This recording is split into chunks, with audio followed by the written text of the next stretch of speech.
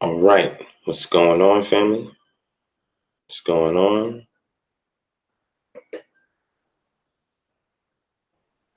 Peace and shalom. It's the Divine Prospect of Kingdom Harbinger Ministries. We're back for another session. Give me 1 second.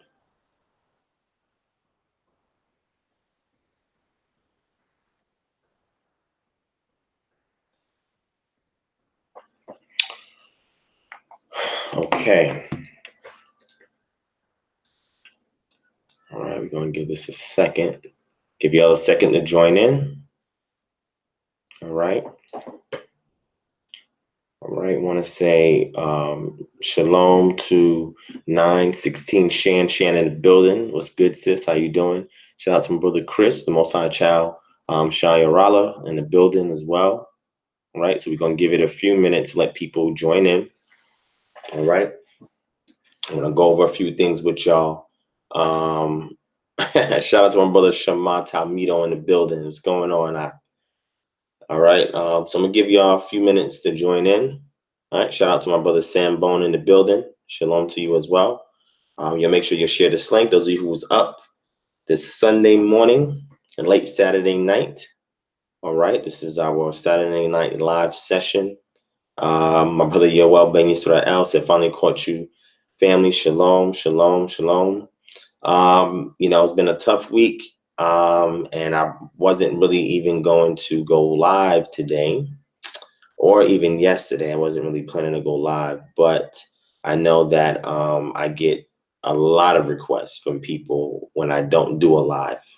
Sometimes people ask, are you still alive? You good? Like, you know what I'm saying? I realize that, people like these live sessions. They like to interact. They like to be able to chat and for me to address things on the fly.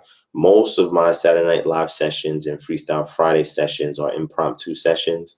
So sometimes I may have a few things in mind and I may just speak on it. Sometimes I'll answer questions. And once in a while, if I'm really prepared, I'll do a lesson on something, you know what I'm saying, depending upon what's going on, etc. I didn't really get to prepare like I wanted to tonight. So that's why I have it up there as an open discussion. All right. So I'll freestyle a few things. And if you have some questions, if I can address it, if it's not too complex, I will do so. All right. I'm going to wait another minute or two for y'all to jump in. Right. In the interim, let me go ahead and share this link real quick. Give me a second. Appreciate y'all, the ones that did join in.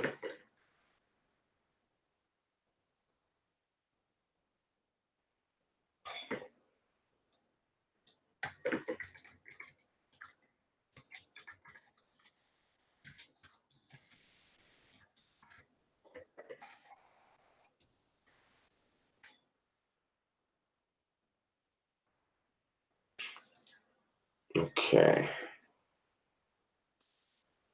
All right. Shalom to J Lockhart 25. Shalom to Ezekiel Ben Israel. Shalom or shalom to Dennis McMillan in the building. All right. Again, thank y'all for joining in. Just give me a second. I'm just getting a few things prepared, sending out the link so people can join in. Y'all got the link. Y'all can also share it as well. All right.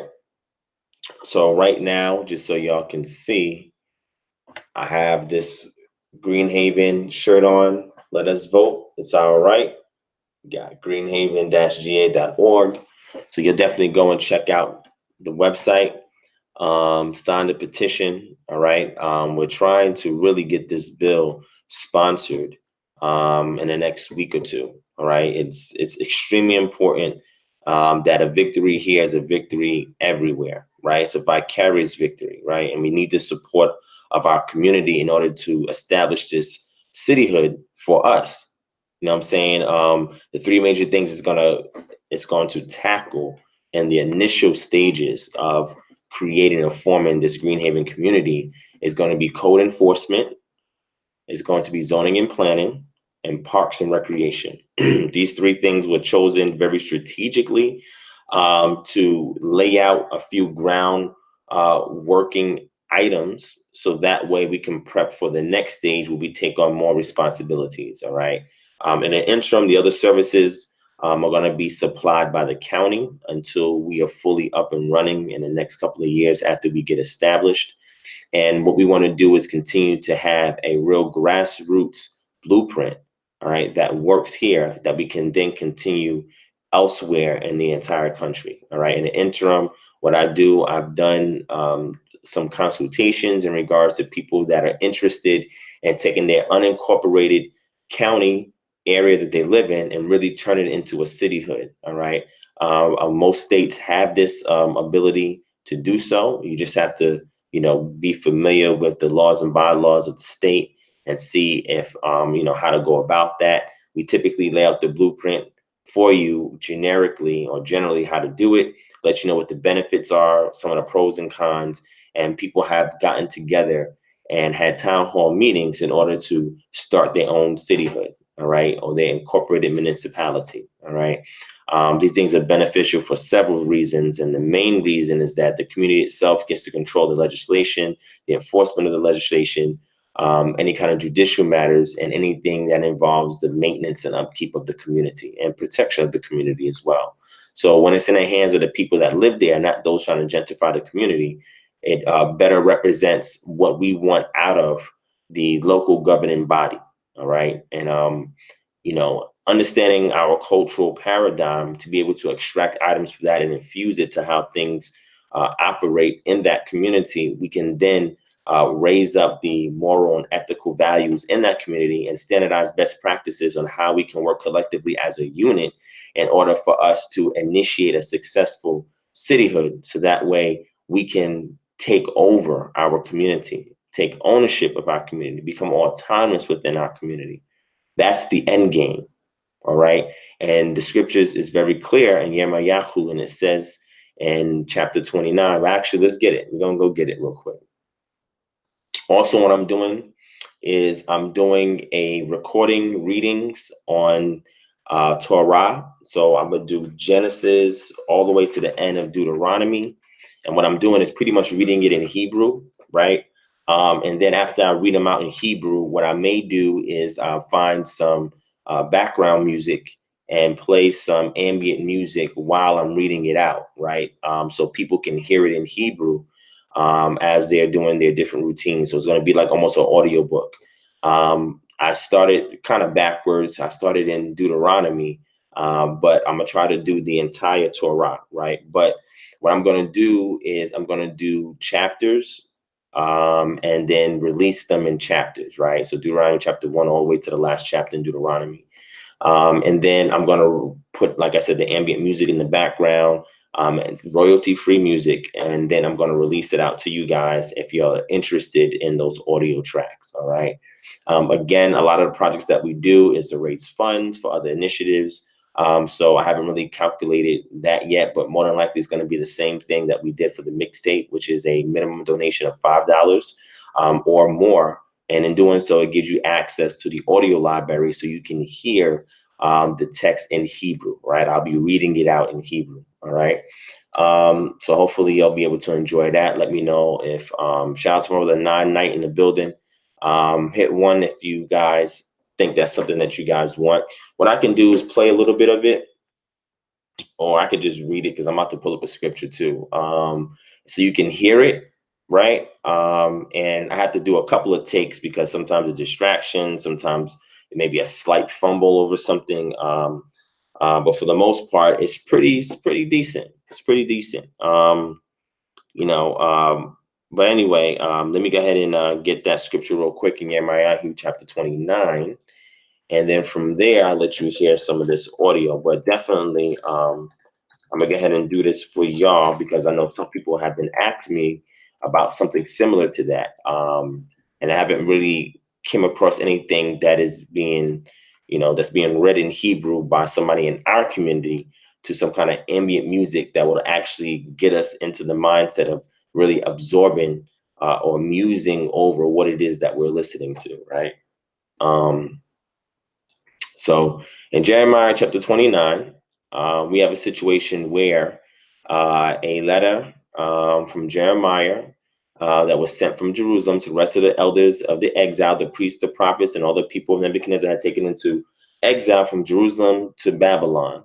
The letter was sent by the hand of Elisha, the son of Shaphan, and Gemariah, the son of Hilkiah, whom Zedekiah, king of Yehuda, sent to Babylon, to Nebuchadnezzar, king of Babylon, saying, "Thus say Yah of hosts, the Elohim of Israel, to all the exiles who I'm sent into exile from Jerusalem to Babylon." And he gives a couple of instructions, and we're going to deal with the end of verse 6, where it says, "And multiply there and do not decrease." Verse 7, "Seek the welfare of the city which I have sent you into exile, and pray to Yah on its behalf, for in its welfare you would have welfare." All right. So that's verse 7. Verse 7 is really what I want to hone into. All right. Verse 7 is way dersu et selom ha'ir aser higlati et kem sama wehit palu ba'ada el Yahweh ki bis lo ma yiye lakem salom. Right. So it's telling us to seek the peace, and we know that here that word shalom, the peace of the city where you've been carried captive, and I want you to pray there.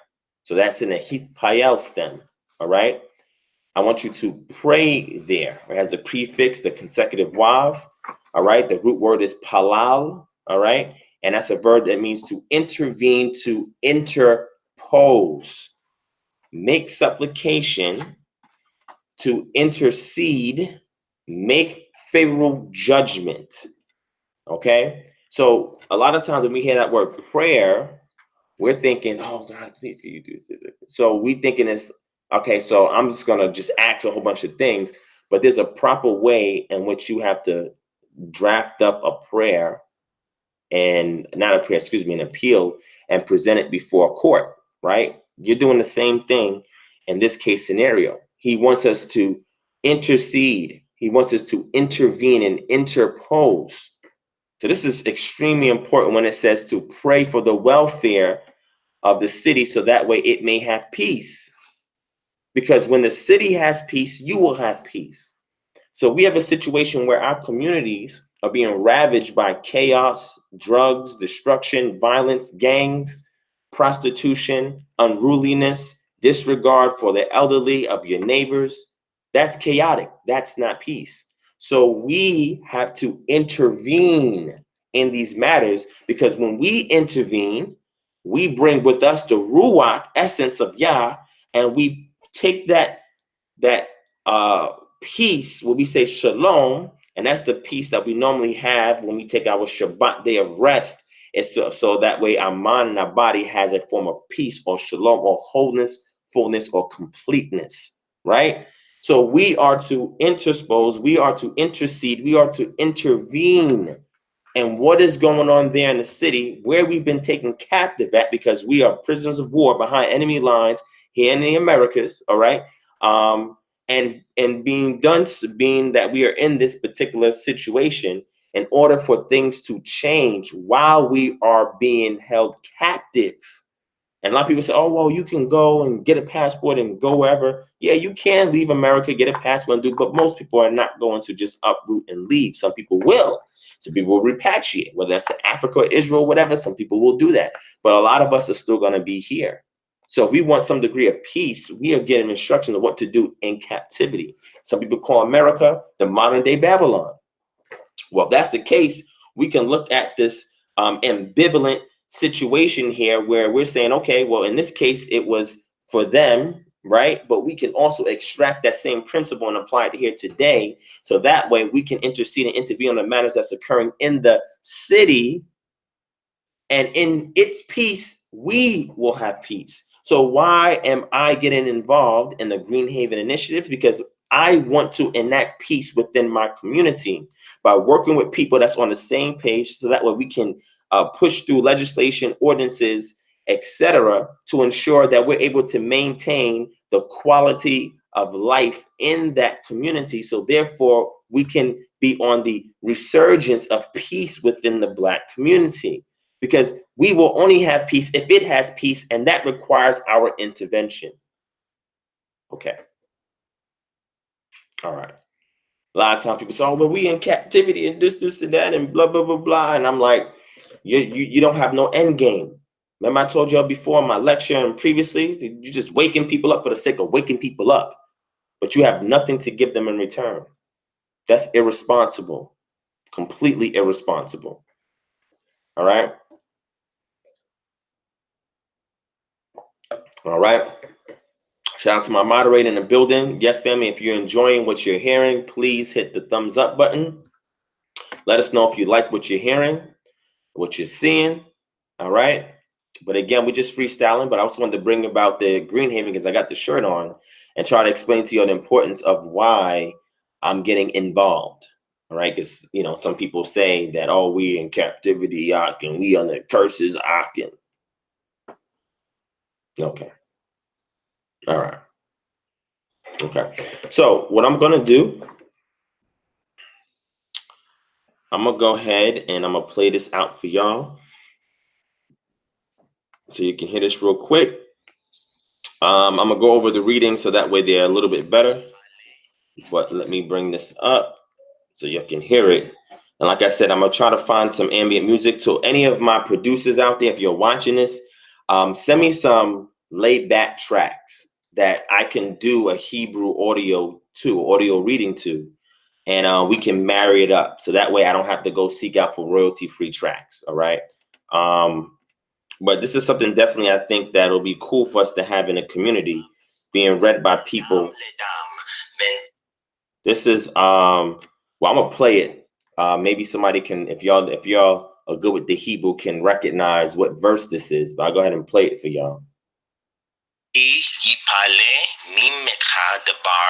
La mispat ben dam le dam ben din le din u ben nega la nega dibre ribot bis areka we kamta we alita el hamakom asher yibhar Yahweh Eloheka baw. All right. So I'm gonna give y'all a hint. It's in the book of Deuteronomy. All right.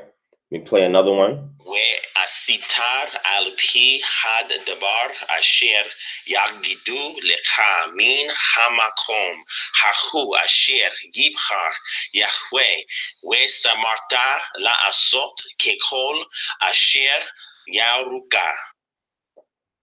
All right, so I'm gonna do, like I said, I'm gonna do the whole Chumash, or the first 5 books, right? Right now, it looks like I'm in Deuteronomy. No, not Deuteronomy 4. I'll give you a hint. It's Deuteronomy chapter 17, but the verse I'm gonna let y'all figure out. And I know 916 Shan, that sister is a beast with the Hebrew, right? Because I'm good with the Hebrew. That sister's the beast with the Hebrew, right? But yeah, I'm gonna do the whole series. I'm gonna do an audio for you guys in Hebrew and just get some background music to it. And you'll be able to listen to it while you're at work, while you're on the road, those who are truckers, if you want to go and do your exercising and really get a feel from the scriptures in Hebrew. I'm going to be a little bit more dramatic when I do the official reading, because right now I'm just doing a draft. I'm going to be a little bit more dramatic. And at the same time, you'll have the music there to envelop you into the words that's being spoken. And you'll see it makes a big deal of a difference. You know what I'm saying? Yeah, I got you, Chris. You know I got you with that. All right, so y'all go ahead again. If y'all like this, thumbs up. Share the link, all right, in all the groups on your page, whatever the case may be. Shout out to Nasika, Princess Yasharala. Shalom to you too, sis. Let me play another one for you. Shout out to ROI Bible Study Class Israel. Peace to you as well. I'll play another one for y'all. Let me play another one for y'all. Let me see. Let's do this one. We haish asher ya'aseh bezadon lebilti semoa el hak kohen haomed lesaret Sam et Yahweh Elohecha o el hasopet umet haish hahu ubi arta hara mis Yisrael. There we go. Came out pretty good for a draft. Like I said, I'm gonna clean it up, be a little bit more dramatic, and then put some music to it. So if that's something you're definitely guys you'll like, or something that you want, hit one, and I got y'all. All right. So ROI Bible Study Class Israel said, is Hebrew necessary? Is Hebrew necessary as far as what? Hebrew helps tremendously in a lot of cases. Depending on what kind of Bible you have, the best Bibles is going to be your critical edition Bibles. That's more formal equivalency translations, which means the translators had looked and assessed the original language and the translation they wanted to come up with, and decided that the best translation for their edition is more word for word translation. Those are really good for people that actually want to do word study in the scriptures, right? Then there are those who do the dynamic equivalency, and these are thought for thought, which means instead of translating it word for word, they looked at it in the original language and saying, what's the best way to convey this in the language we're translating it to, right? So these are the two opposite spectrums. So an example of something that is a dynamic equivalency would be your NIV. An example of something that would be your formal equivalency would be like your NSAB, right? Or your ESV, or your King James, right? Or your New King James, right? An extreme dynamic equivalency would be like your Message Bible, or the Amplified Bible, or something of that nature. You know what I'm saying? Deuteronomy 17:6. No, the first one I did was Deuteronomy 17:8. But look, I'm gonna play it again. I'm gonna play it again, Shan. Hold on, I'm gonna play it again for you. Let me play it again. Ki yipale mimekha debar la mispat ben dam ledam ben din ledin u ben negra la negra dibre ribot bis areka we kamta we alita el hamakom asher yibhar Yahweh Elohecha bau. And the reason why, and my brother Kyle's in the building, peace to my brother Kyle in the building. The reason why I did Deuteronomy chapter 17, verse 8, all the way to verse 13, right? The reason why I recorded that is because I was actually having a dialogue with a brother who is astute in his Talmudic studies, right? And believes that the Sanhedrin Council, or the last great court, and their rulings that is compiled in the Mishnah is binding on all of Israel, right? So that's his position, right? And he was using Devarim chapter 17, verse 8 to 13 to justify how the Sanhedrin Council, or the last great court, were the ones that was fulfilling Devarim chapter 17, verse 8 to 13. And because they were ruling during that time, because they were the last Sanhedrin council in the land, that all their rulings is binding on all of Israel. And I obviously had an issue with that. And the reason why I have an issue with that is based on the conclusions that I came to in my research, where I try to say, hey, when we go back and we do this, our research methodology, and verify and validating the identity of those of us who say that we're Israelites, when we go back to the oral tradition of some of those West African tribes that do make this claim of identity, they claim to be from the northern tribes. So if they're from the northern tribes, and we go through the chronology and try to assess, where the chronology lies, right, we'll see that they were exiled out of the land in 721 BCE. So if they was exiled in 721 BCE and they left out and they either went east or west or north or even south, the portion that went to the west into Africa, these are northern tribe Israelites. And then they give you their migration routes. Okay. So the interesting thing about that is this: if they're northern tribe Israelites, then that means that they were not in the land when these rulings were taking place. They were in the land, but they say that the oral Torah, right? And you have three forms of the oral Torah, right? The oral Torah that was created or established by the last great court was set up primarily so that way they can protect or preserve the oral tradition that ran alongside the written Torah and held as the same amount of weight as the written Torah. And this was a form of Halakhah, their form of midrash that they used to extract or seek out and extract the meaning and application of things that are implicit and not explicit in the text. And they would use that and create other additional laws to ensure that there's a fence around the written Torah so it's not violated. And then there are other laws and other minchag, which is the customs that are also instituted on top of the written Torah. And what happened was it developed as a means of things that the people needed within a community. Those rabbinic sages, they claim that what they've codified is something that goes all the way back to Moshe. But when we go into the academic realm, the earliest that it goes up to is Ezra Nehemiah. So the discussion I was having with the brother is I was saying when Mamaji, this is a respected elder in the Israelite community, right? The elder is in his early 30s. He's put in a lot of work over the years, right? He's done a lot of reform in regards to the Ashkenazim and Sephardic application of the Talmud, right? And he's done a great job with that. But when he said to me that the Talmud is binding on all of Israel because it was sanctioned by the last great court, the Sanhedrin court, and that Deuteronomy chapter 17, verse 18 and 13 is the justification for it, I said, wait, slow down. When we go back and read Deuteronomy chapter 17, verse 8 and 13, there's a context. It is not a prophetic context in the sense where it's saying, oh, okay, so what is being said here is about a future court that's going to happen before you're exiled and you got to be bound. It doesn't read that way. So I had to go back into the Hebrew and actually read it out and look at it and analyze it and parse it out. And after I parsed it out, I did my, my translation. And the purpose of me doing all of that is to be able to present it back to him and showcase to him like, hey, this, what you're saying, that could be that Sanhedrin court can be, it can be a result of that scripture, which I believe it is. But just because it is doesn't mean it's binding on all Israel. And then the Israelites who have developed their form of Halakhah outside the land, be it, based on the exile, their Halakhah is equally as valid as the Halakhah that has been developed and codified that we have in the Talmud.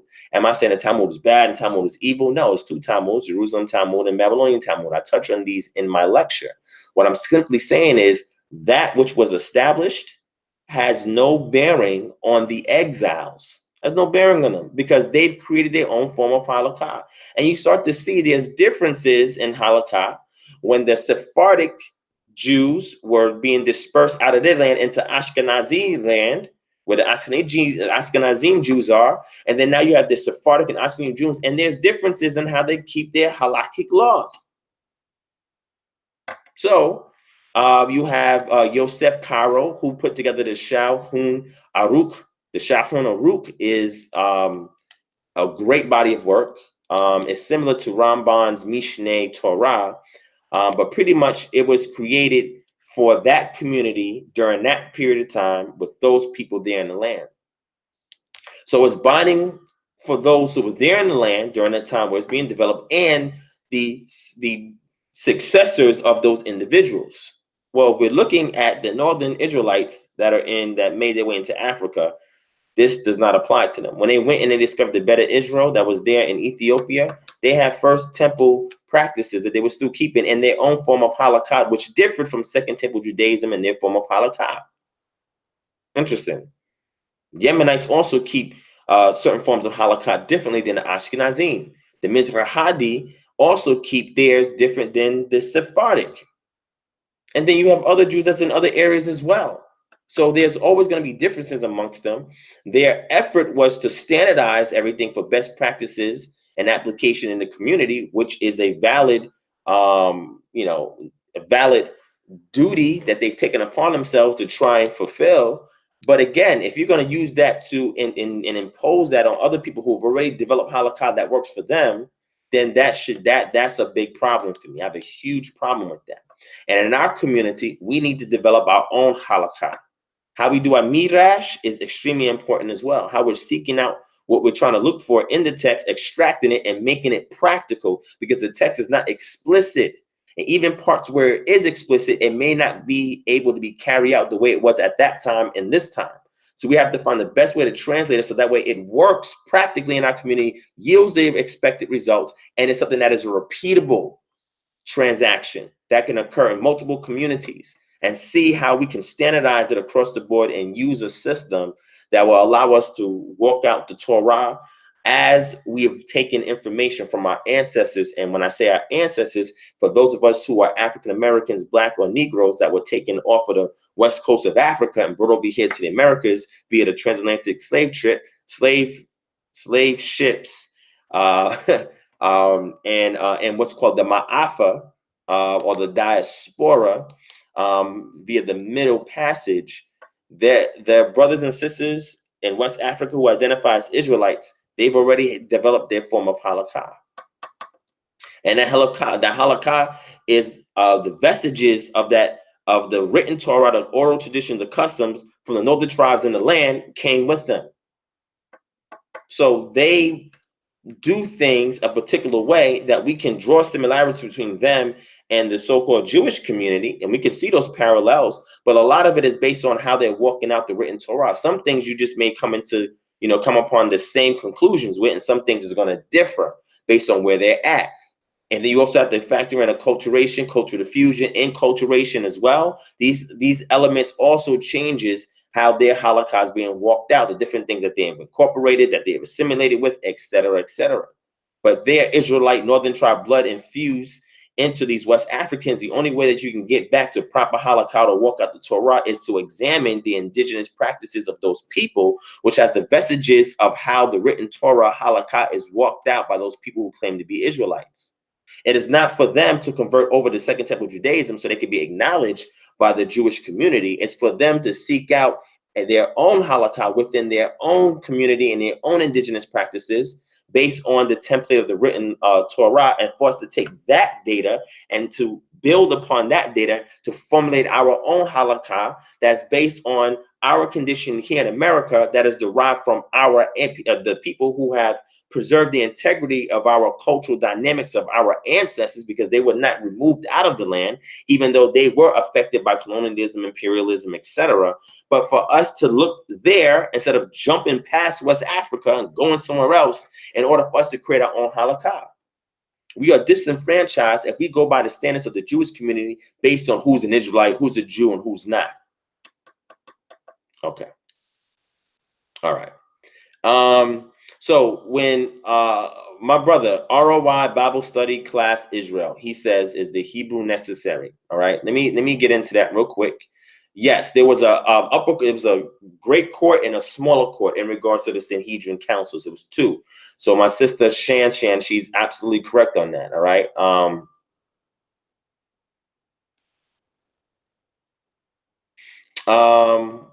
All right, well, this session, I'm actually going to read the comments and try to respond to what you guys are saying there. But in regards to the Hebrew, why the Hebrew is important, ROI Bible Study Class Israel, let me ask you a question, right? Do you subscribe to being an Israelite? Yes or no? Yay or nay? Let me know.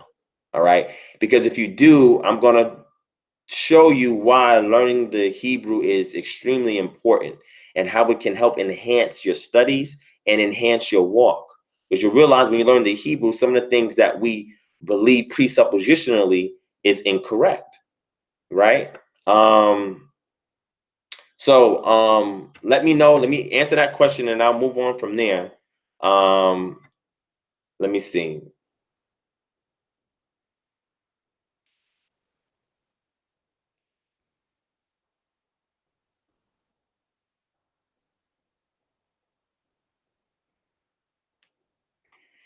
I see what you're saying, 9 nights.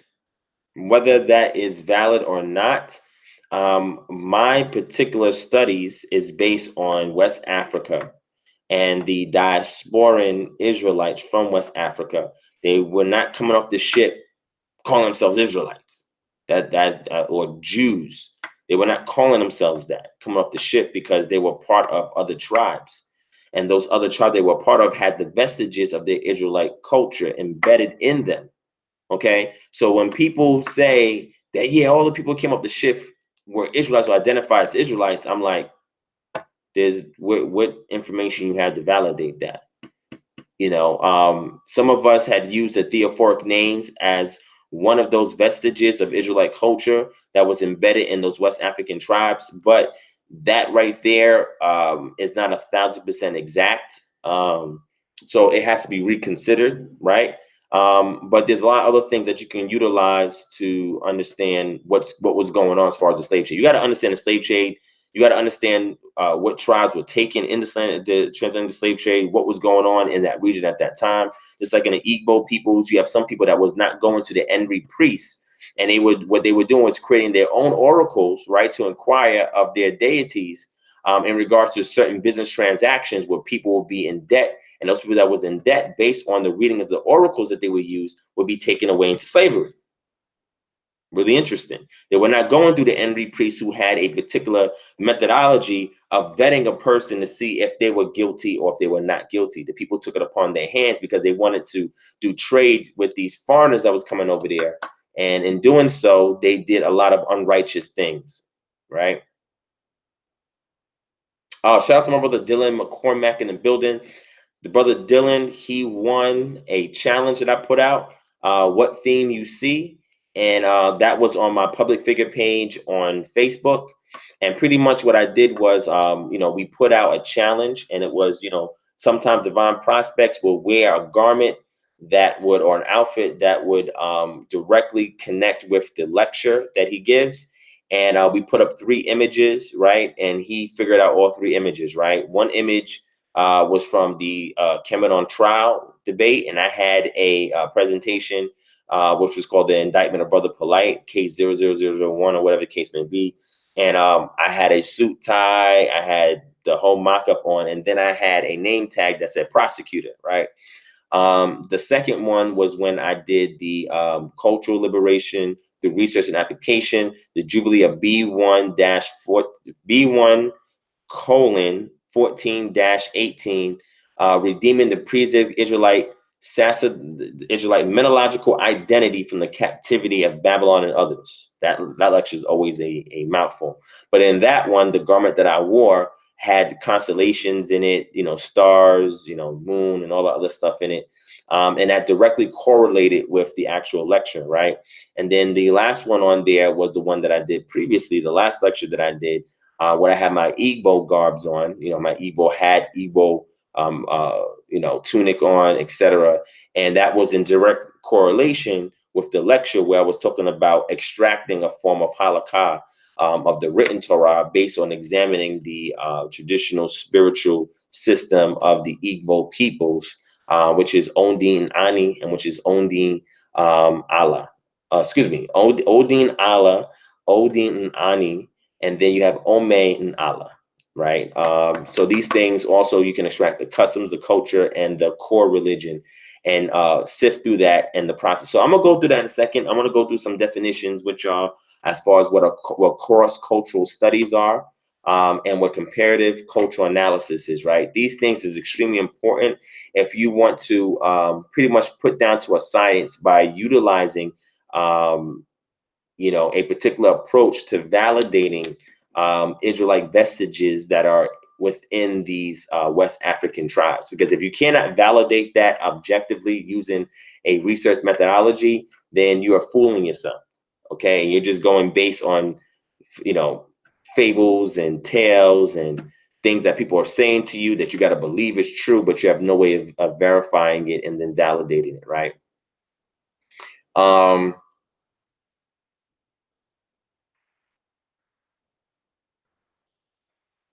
So if you're talking about Isaiah 28 as far as the stammering lips, is that one that I believe that's exactly what that scripture is? That is that's being translated completely wrong, right? But because it's taken out of context, right? But I'll probably get into that. Give me 1 second. Hold on.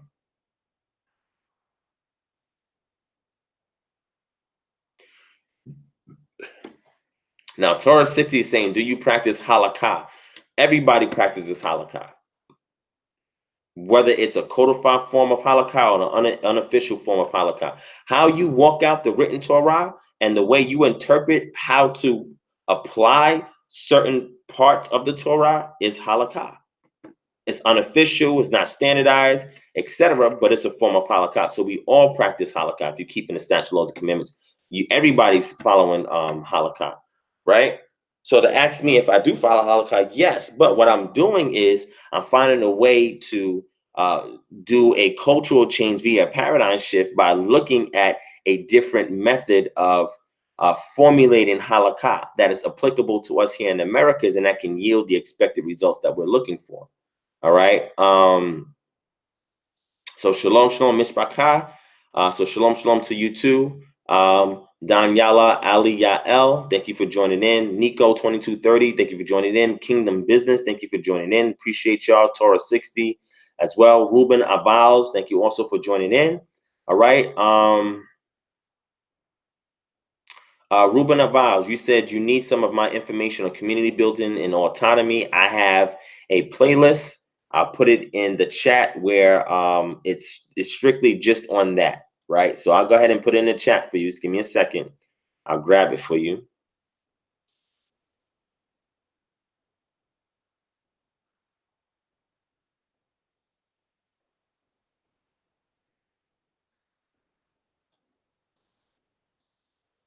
There you go.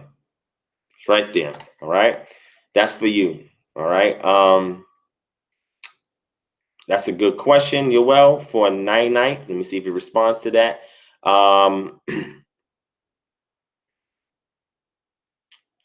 he says, and was it the laws the Messiah deliberately broke because the Pharisees, Sadducees, and Essenes? So when we're looking at Yeshua bar Yosef or Yeshua ben Yosef, you know, the Yeshua bar Yosef is Aramaic.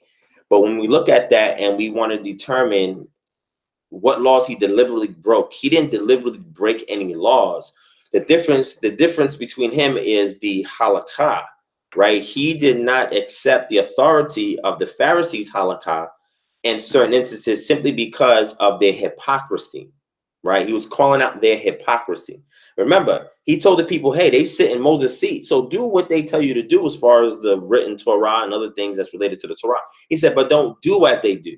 Do what they say, but don't do as they do, because a lot of them are hypocrites. Not all of them. He's saying a lot of them were hypocrites, right? And they have lost sight of why they were there in the first place to do what they were doing. Okay, so he did not acknowledge their authority when it came to certain halakhic practices. Okay, so therefore, one of them is washing of the hands, a ceremonial washing of hands before you eat certain meals. He disregarded that. Right? The one in regards to healing people on the Sabbath, he disregarded that. Right? And in the Mishnah, there's a whole section on the Sabbath. I'm going to go over that one day. I'm probably not going to do it tonight, but there's a whole section that talks about the do's and don'ts of the Sabbath, what we can do, what we're not allowed to do, etc. And the fence they try to create around certain things so that people are not tempted to do work that's prohibited on the Sabbath. All right. So hopefully that answers your question on that. Again, the way that he did his midrash on certain things was a little bit different than the Pharisaic sect, just like the Essenes, and then the later Qumran community also did their form of Halakhah that was different from how the Pharisees, Sadducees, and scribes did it. Right. So there are differences between how they carried out certain things and what things they established for their community. All right. Shalom to Get Wise in the building. See, Yoel, you sounding like me right there. Sounding me right like me right there. It's pretty good. But anyway, so ROI Bible study class Israel. You said that you do identify as an Israelite, right?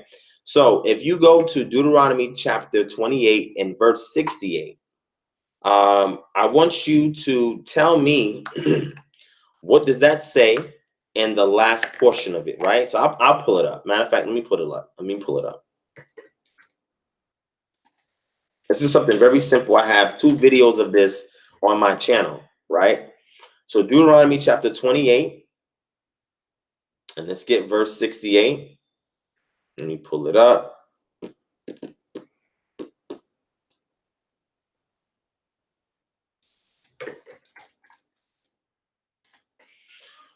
All right, so Deuteronomy 28, verse 68, which is going to be your last verse. Pull it up here. All right, so what I want us to take a look at is the last portion of it, okay? Lir Ota, where heat markartem, and that's the part we're gonna look at right there. Where heat mak or mak kartem. That's what I want you guys to look at, because we have a verb that is in the Heath Payel stem. The Heath Payel is a reflective stem, all right? And that's extremely important because a lot of Bible translations do not translate that properly, okay? And that causes a big issue because people have based doctrine off of Deuteronomy chapter 28, verse 68, okay? So when you go there and you learn about Hebrew, there are 7 major Hebrew stems. You have the cow stem, right? The Nephil stem. You have your PL stem. You have your Puel stem. You have your Hephil stem. You have your Hopeful stem. You have your Heath Payel stem. All right. And verbs, right, are you conjugate verbs based on the verb stem.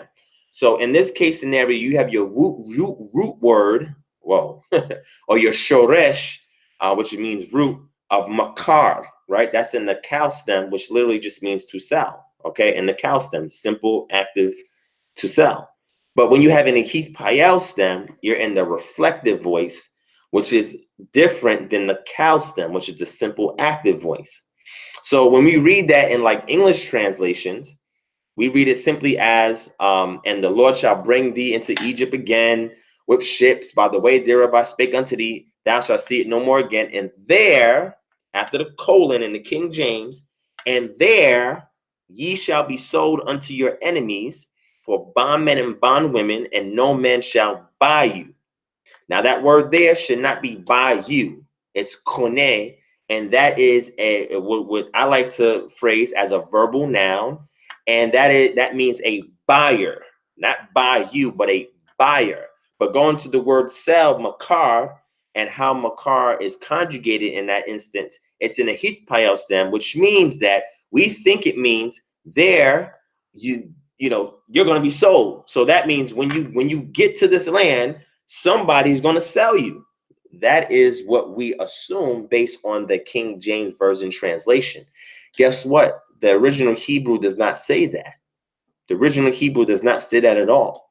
The original Hebrew puts it in the reflective hitpayal, which means, and there you will offer yourselves for sale, and there will be no buyer. Offer yourselves for sale, and then you got slave men and servant women, and there will be no buyer, or no, what people like to say, redeemer, right? But that word there in the Hispayel stem, makar, it's telling you there, you will offer yourselves for sale as slave men and servant women, and there will be no buyer. So if you're offering yourselves for sale somewhere, that means nobody is selling you. So that affects your interpretation and your doctrine.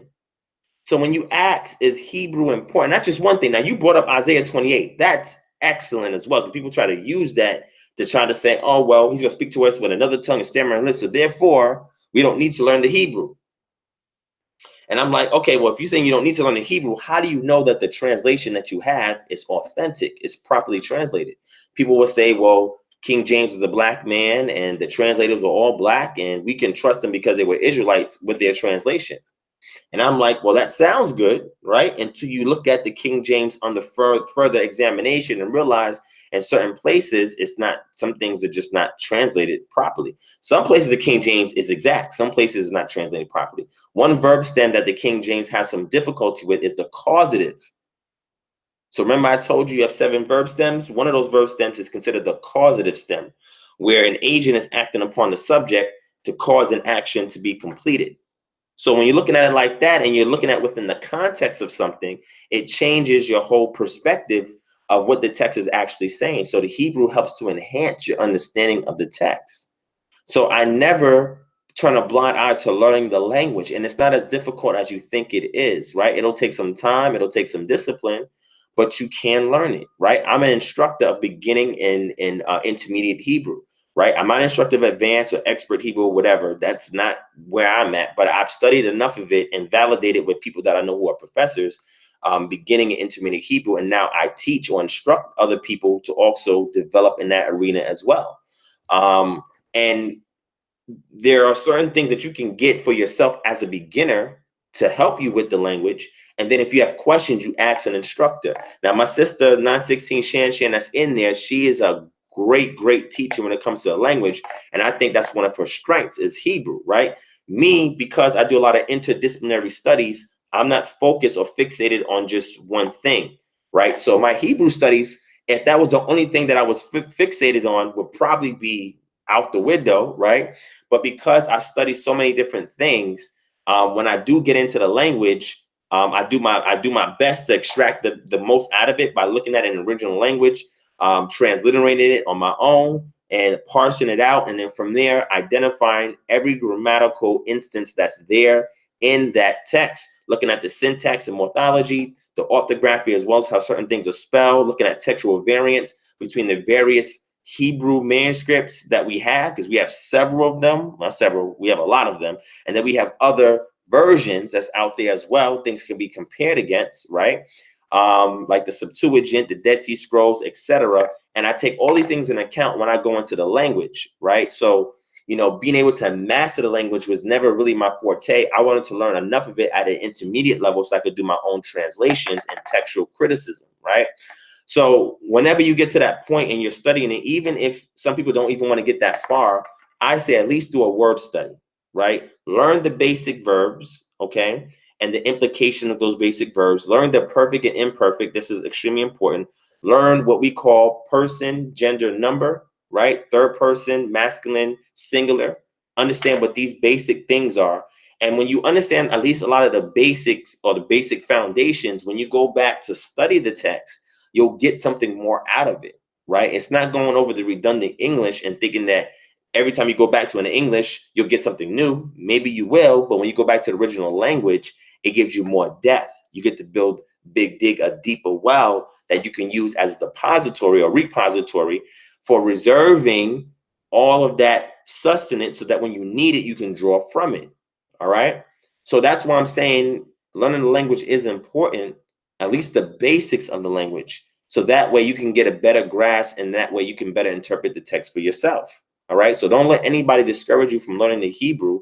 But at the same time, those people who know the Hebrew, don't use that as leverage over somebody who may not be equally as aware. You have to teach them. You have to instruct them. You have to guide them to say, hey, here are the benefits for learning the language. Not, oh, I know more than you because I know the language. No, it's to guide you to say, hey, look, you know, when you study it in this way, you get more from it. And it makes more sense, right? And then you could start getting fancy. We start learning, like, you know, other sister West Semitic languages like Ugaritic, and use Ugaritic to assist with certain glosses that's there in the Hebrew. When you get into language, you understand and learn what that is, right? So if you want to be able to get accessibility to learning the language, like for me, my interests are the Syriac, the Ugaritic, and the Hebrew, right? The Aramaic, I got to get a little bit more into that because I need it for studying certain passages in the Tanakh. But my primary focus is on the Syriac, the Ugaritic, and the Hebrew, right? Because I do a lot of textual criticism and I do a lot of textual comparative analysis. And in doing that, you need to understand at least some of the rudimentary basics of these languages in order to better compare the translations amongst each other, right? And look for the textual variants that can either help you in a certain reader or not, or go to a sister culture and see how a word is used there, look for its Semitic cognate in Hebrew, and get a better interpretation that you didn't have before, because the word is either rarely used or it's difficult to translate, and you can get assistance by learning the Ugaritic, which is a sister West Semitic language. So again, learning the language is extremely important because it gives you more depth in your studies. And if some people don't have the time, the discipline, or whatever to go that route, at least do word studies. A lot of people do that by going to the Strong's Concordance. I understand, but Strong's Concordance is very elementary, and it's good to get you into the language, but you have to then evolve into a lexicon. One of the best lexicons that's readily accessible is the BDB, the Brown Driver Briggs. That's one of the ones that I use. The three that I like to use is I like the Gesenius Hebrew Chaldaic lexicon. I like the Brown Driver Briggs, the enhanced version, and also I use the database of biblical languages, the semantic domains of Hebrew. And these lexicons, I like to use them because, again, I always use 3 lexicons when I do my studies, not one. And what I do is that I see how each lexicon defines the parameters of what a word is and in its context. And then I get the common denominator and I leverage that over the best usage of that word in the original language to get the best interpretation. That's like my methodology and what I do in regards to getting that information. You feel what I'm saying? I don't know what's going on here in the chat.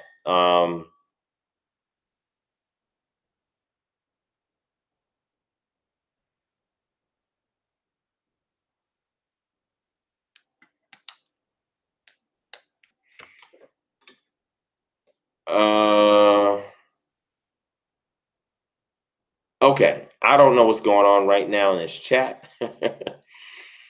Torah 60 says, do you still believe that Deuteronomy 28:68 is talking about the Atlantic slave trade?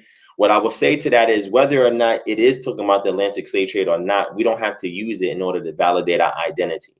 We don't have to use it, right? We don't have to use it. But then again, when you look at it and people say it's a transatlantic slave trade and they're not interpreting how makar is used in that instance, then it really takes away from that foundational doctrine that Deuteronomy 28:68 is referring to the transatlantic slave trade and the selling of us as slaves. That's why I said you don't need Deuteronomy 28:68 anymore as an ethnic marker for identifying who's an Israelite and who's not. Night, why are you calling people fools in the chat? I'm going to give you a warning. And what I'm going to say is no name calling, right? If you do name calling, you're going to get timed out. And then when you come back, hopefully you're going to be in your best behavior. If not, then we're going to get you out of the chat room because we just don't tolerate that. All right. In this chat. All right. All right. So, Ariyahu, what is your question? Can you restate your question?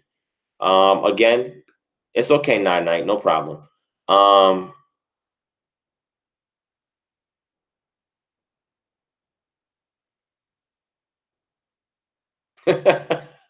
Wait, he said, did Esau pollute the Tanakh Hebrew? No. When you say Esau, are you referring to the Edomites or so-called white people when you say Esau? Or are you talking about the fake Jews when you say Esau? Or are you talking about the Arabs? Because there's 3 different ways that people interpret who Esau is today. So when you say Esau polluted the Tanakh Hebrew, you got to give me more background information on that because that is completely inaccurate. And when you do textual criticism and you compare various manuscripts, you'll see that no one group of people had the same Tanakh, right? It differed. You have the Samaritan Pentateuch, you had the Dead Sea Scrolls, then you have like papyrus that's been found, like the Nash papyrus. Then you have the Masoretic text, which became the received text or the majority text, and that became the standard, right? Remember, the Nikudot that was added to it was added much later because that form of Hebrew was around before any Nikudot was added to it, any diacritic marks was added to it. And people would say, well, see, that's when they changed the Hebrew, when they added those diacritic markings. And I say no, because that we have pre or proto Masoretic text found in the Dead Sea Scrolls. They've been found amongst there. And how do they know that it's the same? Because the way it reads and the variants that line up with it. So they're able to tell that that form that they have that we use today, right? BHS is the standard. That the standard that we use today, they seen that in its original form, it didn't have the nikudot. The nikudot is what's called a Tiberian vocalization system that was preserved in reading that manuscript type, which is the Masoretic text. So when you say that did Esau pollute the Hebrew in the Tanakh, how did Esau have his hands in polluting that when we have so many different manuscripts? Because if you believe that, then that means how do you know what's authentic and what's not in the text? Are you going to throw the baby out with the bathwater? And if you're not going to do that, then what part, why are you keeping the baby? How can you validate that the baby should not be discarded with the bathwater? You understand what I'm saying?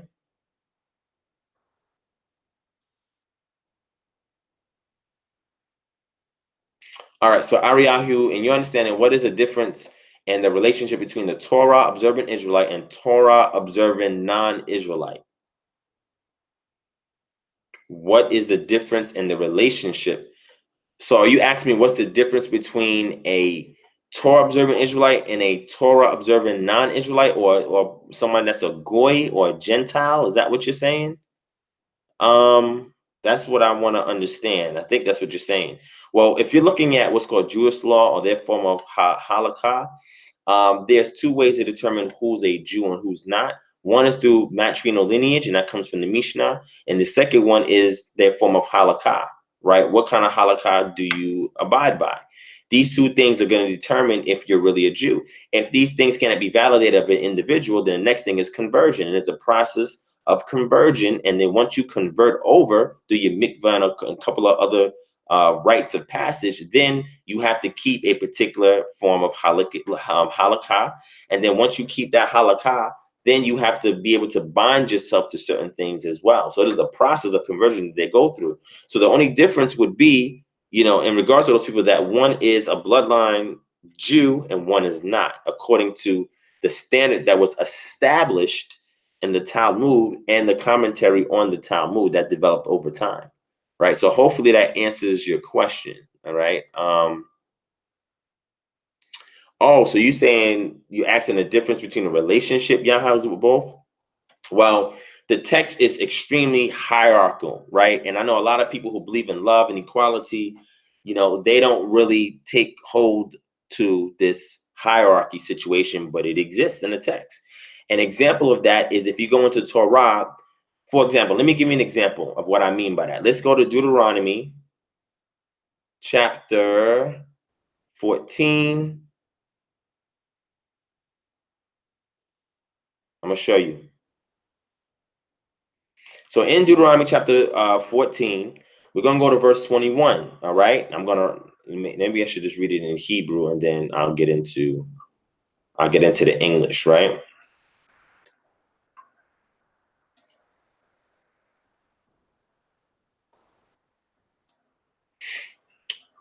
All right. So chapter 14, verse 21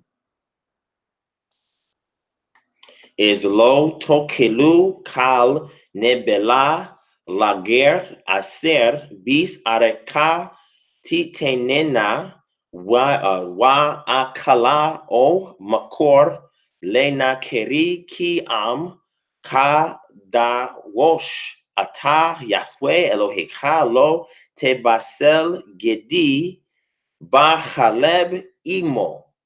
So and that's the second part of it. But let's go to the first portion of it, right? Not the boiling the young goat in the milk of his mother, but let's deal with this word foreigner. You got that word nekar there for foreigner, right?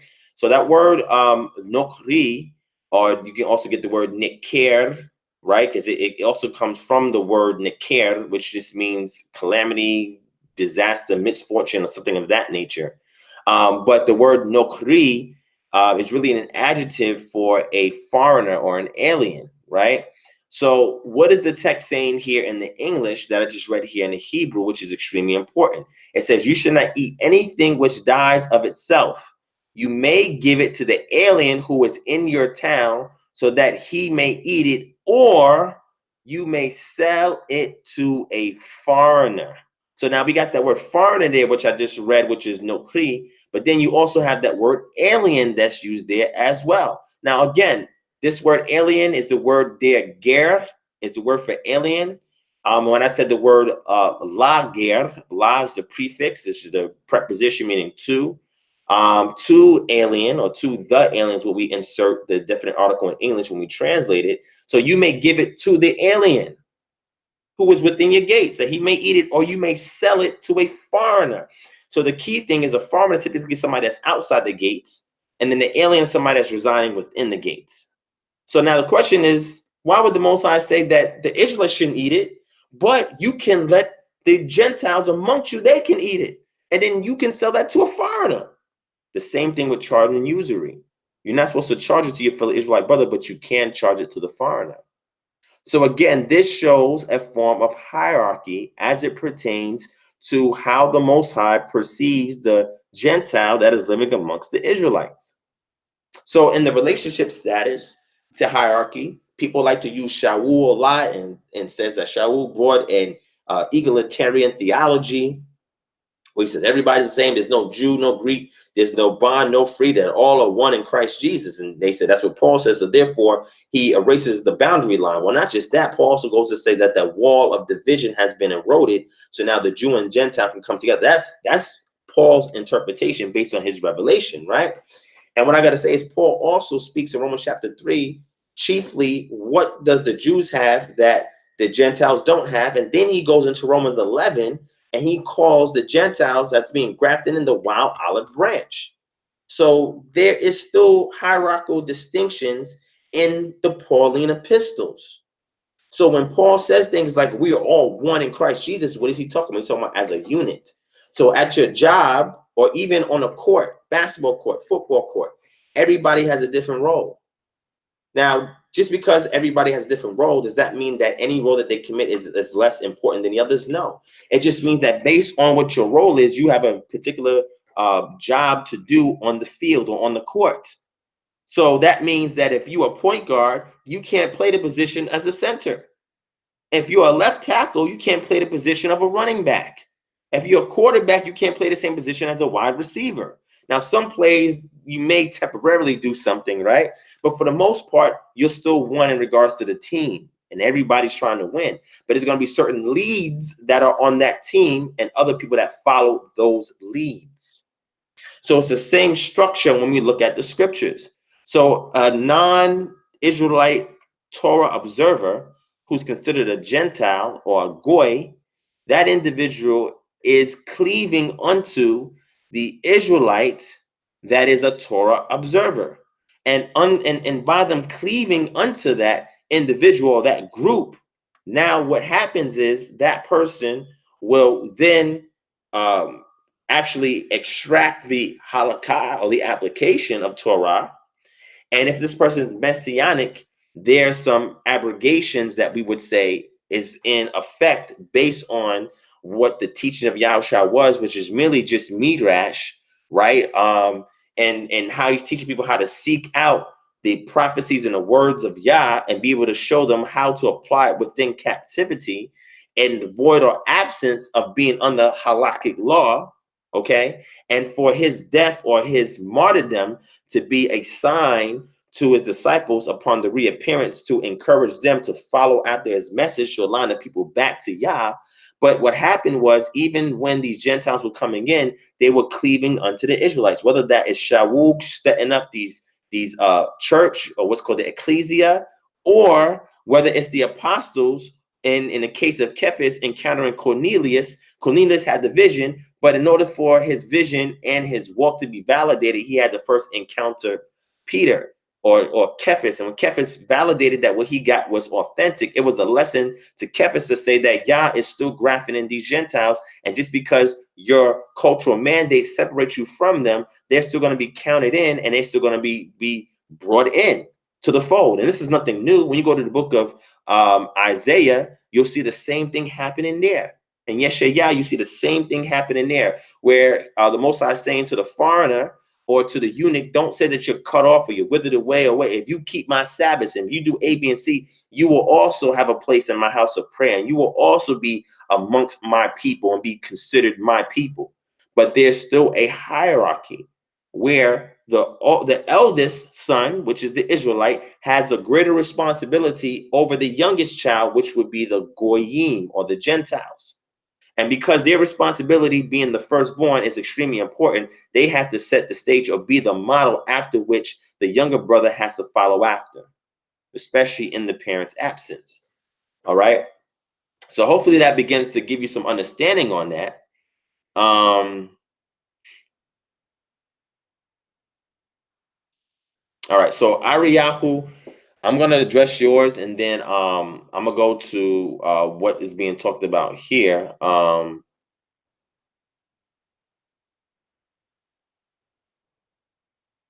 So Ariyahu says, so how do people consider themselves to be of Israel? He says DNA. Is dark skin an automatic to be Israel? Well, if dark skin is an automatic to be Israel, then I'm not Israel.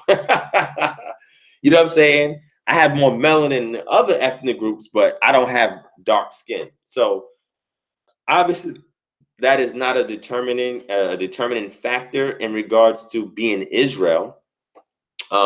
It's all based on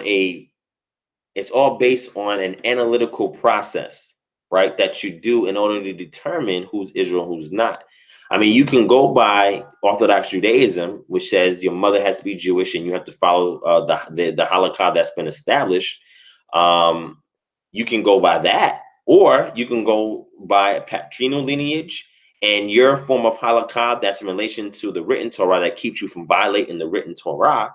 The parts of the written Torah that you can keep outside of the land and in the absence of a Levitical priesthood. Okay. But DNA cannot be definitively used to validate you as an Israelite. And here's why. I'll be very brief because I have a lecture coming up where I'm going to talk about the DNA element. There has been no genome sequencing of DNA from any bioarchaeological site. So bioarchaeology deals with the skeletal remains that's found at an excavation, and they apply a process to determine the age, the gender, the diet, right, the condition of the bones, etc. Right? They even do craniometrics and stuff like that, where they measure the skulls, and then after measuring the skulls, measure other skulls in other regions to see if there's a relation, and things of that nature. Right? They look for diseases like bone deterioration.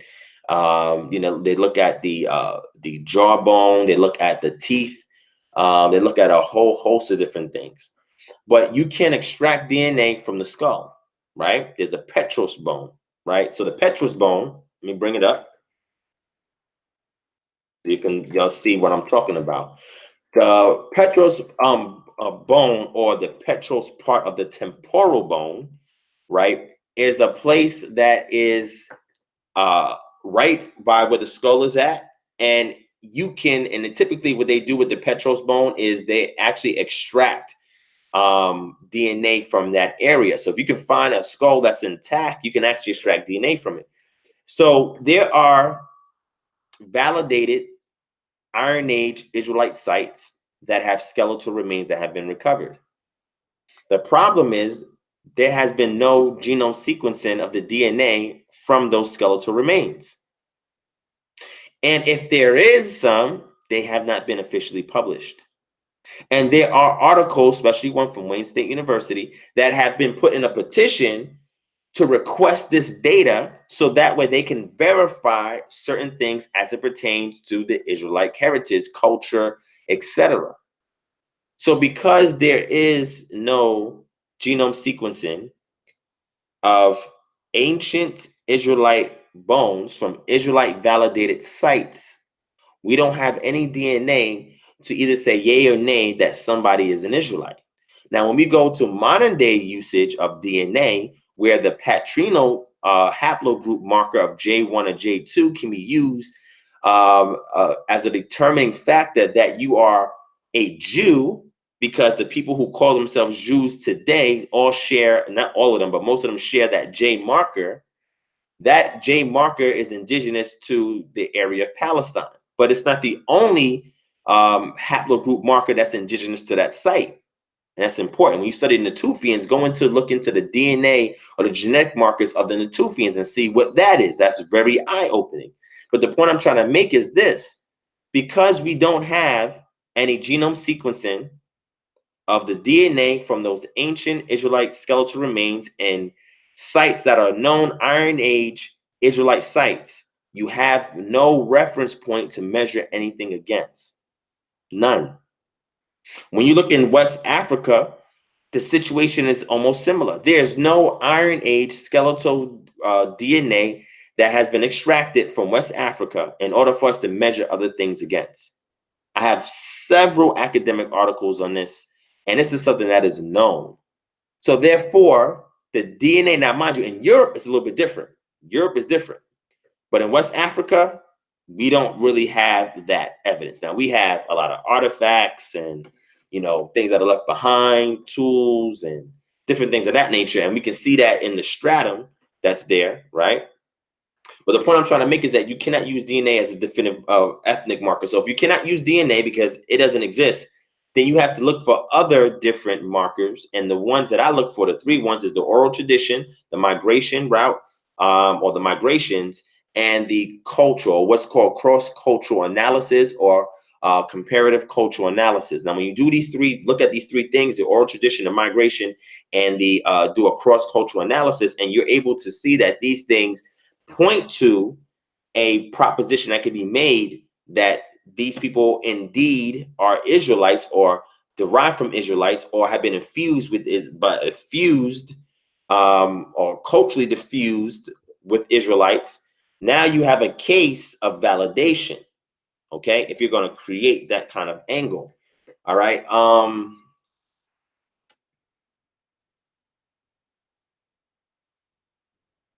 Y'all just throw me off in the chat. I don't know what's going on. Well, Ariyahu, I don't know you personally, right? So I'd have to see, who you are, where you're from, and ask a bunch of questions, right? I don't know who you are. I don't know where you live. I don't know where you're from. I don't know anything like that, right? Phenotype alone is not a determiner of being Israelite or not. And again, I have an academic article that speaks on that. It's really deep when you get into these academic articles in regards to who's a Jew and who's not. And I like to use academic methodology because it looks at something objective, right? So it removes the presupposition, and removes the dogma, gets rid of all of that, and looks at things objectively, okay? And Sean 105, that's what I believe. And I use the word believe in this case because I can't validate it, but I believe that's why it has not been published publicly. I believe that, okay? I agree, Dennis. Facts. Well, Ariyahu, I don't know anything about you personally, but you can definitely email me and I can do a consultation and we can get some further information on you. All right, there it is right there. And then maybe I can help you out in your journey, okay?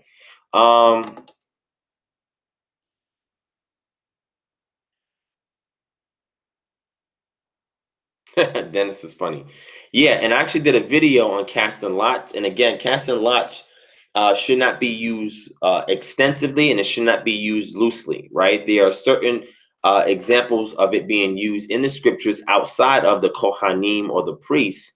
And what we can do is use those examples, whether we're looking in the book of Samuel or we're looking in the book of Proverbs, where a mention of casting lots is being done and performed, and see certain things. Like, for example, if there's an argument between two people about who's right and who's wrong in a situation, you cast lots. The scripture says in the book of Mishle or the book of Mashalim or of Proverbs, it says that when you cast lots, it quells the dispute or strife between brothers.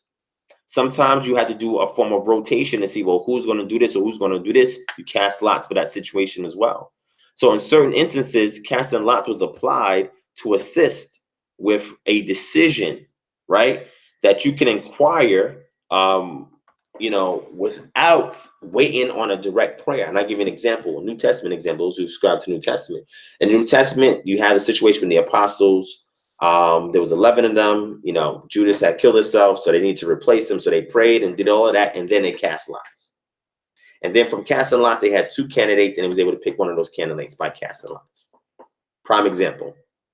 All right. But yes, casting lots is part of the Israelite customs, or the minhag, that we performed, that was lost when it comes to Second Temple Judaism. But it was preserved and maintained amongst the West African tribes that had the vestiges of the Israelite culture within them. It's there. Right? So same thing with libations, pouring libations. We see that also. Yaakov was the first one that is noted in the narrative of the literature to pour libation. And there's a reason why he did that. So libations is also a minhag, or custom, that is part of our culture, right? That followed along certain groups when they developed their Halakhah, because they still maintain the pouring of libations. All right? So these things are important. I did videos on these things on this channel. You can go back and research that if this is something that you're interested in.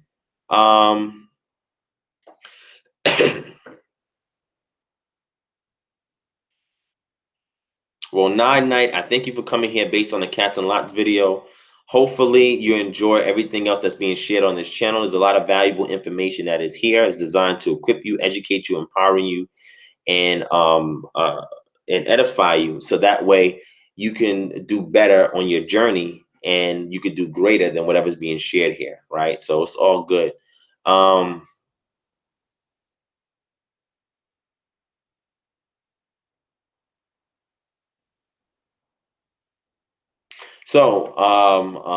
Yisrael, that's a great question.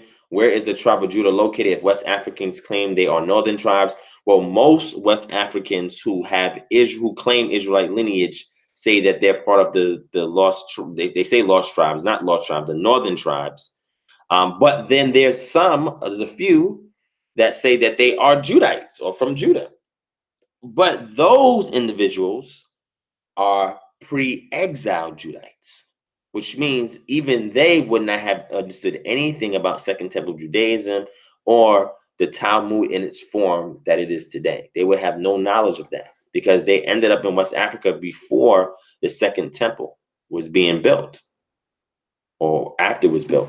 Then you have some people that say, well, 70 AD, we had 1 million Jews that went into Africa. And well, a lot of those Jews that went into Africa in 70 AD went into North Africa. And a lot of those individuals admixed with the Berbers that were there. And then they also joined up with the Moors when they had fought wars and conquered the Iberian Peninsula. And we have relics of this, right? We have imagery of this, right? So that's where a lot of your Judites were at. And some Judites, the ones that were pre-exile, were the ones that made their way in West Africa, and the ones that said that they were there.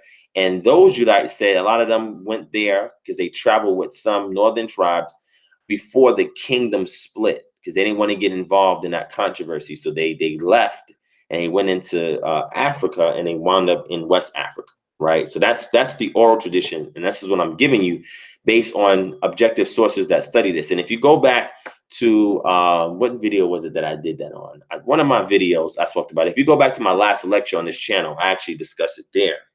But I've also shared this previously in the past as well in my live streams. All right. Yes, you're right. Naraya Yasha. Yeah, absolutely correct. They are the minority there. Dylan McCormack. Yes, I got you.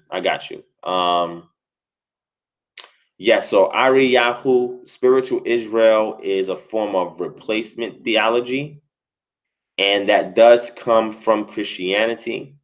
And spiritual Israel, I mean, if that's typically hinged on the interpretation of the Shaul epistles, okay? But that does not exist in the Tanakh. There's no such thing as a spiritual Israel in Tanakh, unless you say a spiritual Israelite is somebody who is a bloodline Israelite and they're keeping Torah, as opposed to one that is not keeping Torah, because your heart has to first be circumcised. And this is what Moshe said to them: circumcise the foreskin of your heart. If your heart is not circumcised, then you can be a carnal Israelite. If your heart is circumcised, then you can be a spiritual Israelite. Because the Most High says that he's going to remove the stony hearts, give us a heart of flesh, and he's going to write his laws, his statutes, commandments in that heart of flesh. He's going to put a spirit, and the spirit is the thing that's going to embed these statutes, laws, commandments in your heart of flesh. But first, your heart has to be circumcised, it has to be open, it has to be obedient, and has to hear from Yah. So when you do these things, he can then impress upon your heart via the Ruach, the statutes, laws, and commandments. So that way you could be his people and he could be your Elohim. So we're going to say a true spiritual Israelite is going to be one that's a bloodline Israelite that keeps the statutes, laws, and commandments and that has them impressed upon their heart via the Ruach of Yah. I agree, Sean. It's a huge problem because a lot of people are very carnal with their Israelite identity and their hearts are not circumcised. But the Most High will purge them out. All right.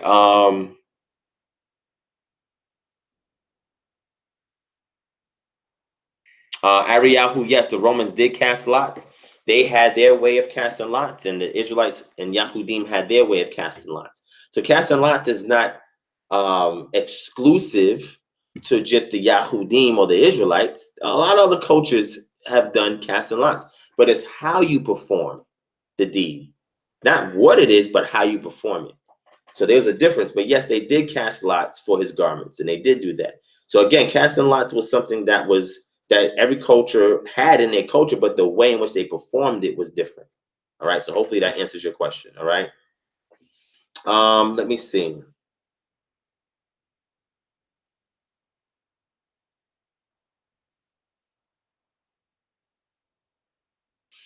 Monko Sikwati, good feedback.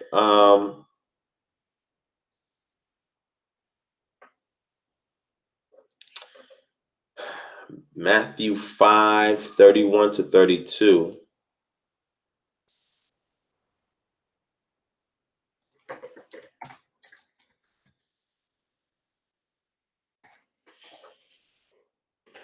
It was said, whoever sends his wife away, let him give her a certificate of divorce. But I say to you that everyone who divorces his wife, except for the reason of unchastity, makes her commit adultery.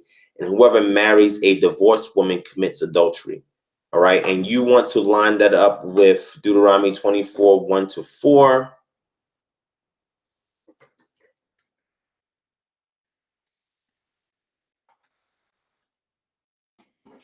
Right. Let's get that. I've gone over this in the past before, but we'll read it again. Right. When a man takes a wife and marries her, and it happens that she finds no favor in his eyes because he has found some indecency in her, and he writes her a certificate of divorce and puts it in her hands and sends her from out of his house, and she leaves his house and goes and become another man's wife. And if the latter husband turns against her and writes her certificate of divorce and puts it in her hand and sends her out of his house, or if the latter husband dies who took her as a wife, then her former husband who sent her away is not allowed to take her again to be his wife, since she has been defiled, for that is an abomination before Yah, and you shall not bring sin on the land which Yah, your Elohim, gives you as an inheritance. So your question is, are they harmonious? Yes. Do you see any differences between them? If so, highlight them and we will address it, okay? I agree, Adaya Yisrael. That's why I tell them, don't use it loosely, don't use it extensively, only use it in certain instances and allow the scriptures to be a template in what those instances are in which to apply that custom. All right.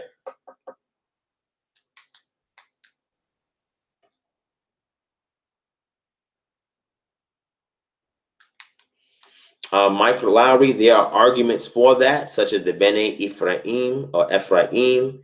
And I'll probably bring that out another time. But there is an argument for that, right? There's definitely an argument for that. All right. Dylan McCormack says, how are lots cast today? Well, we have to perform Halakhah, right? So Halakhah is we use the scriptures as a template, and using the scriptures as a template, we are able to develop a form that is indigenous and that lines up. Now, if you want an example of how to do that, I have a video on my channel that goes over casting lots. So definitely type in casting lots on this channel and you'll be able to see that video. All right.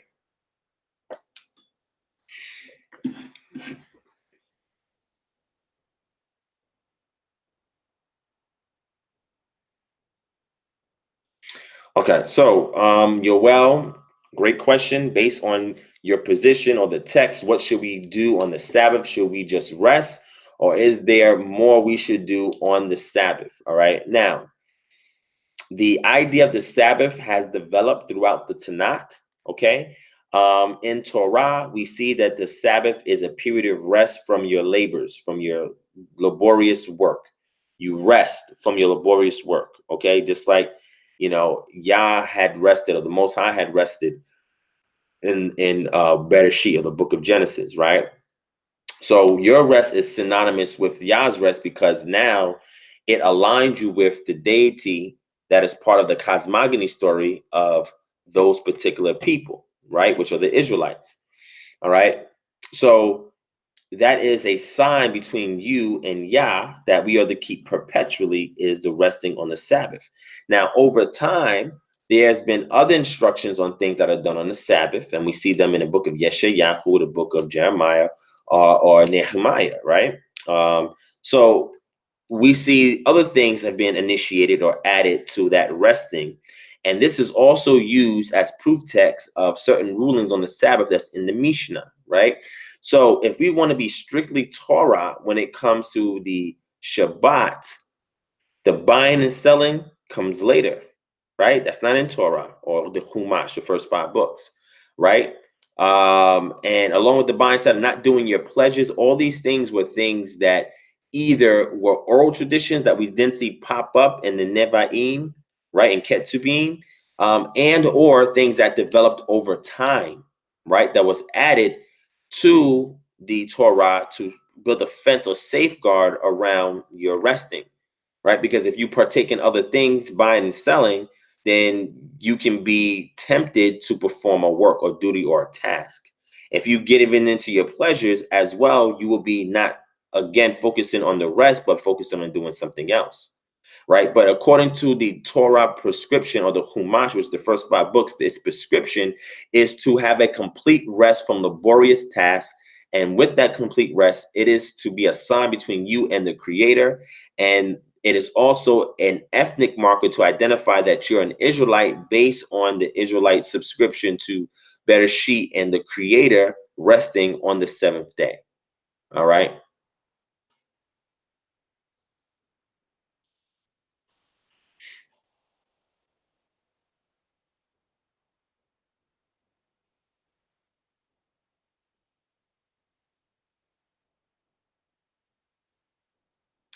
Fly off the realm. Peace to you. Shout out to Prince of Peace of Israel. What's good?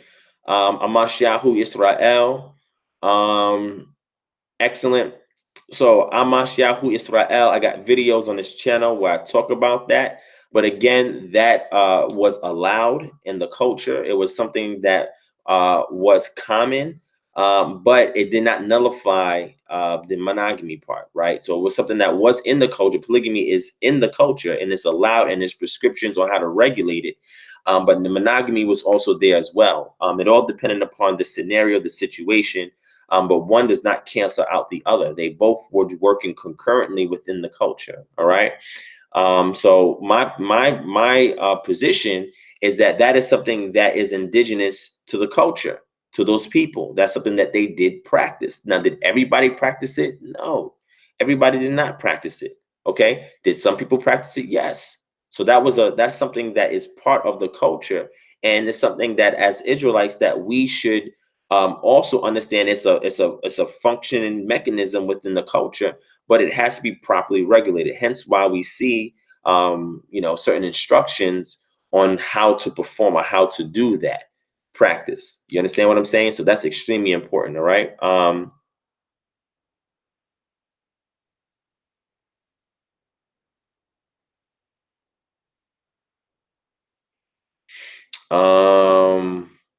so fly out the realm, you said, why would the Latin Vulgate call Joshua Joshua and then use the name Jesus?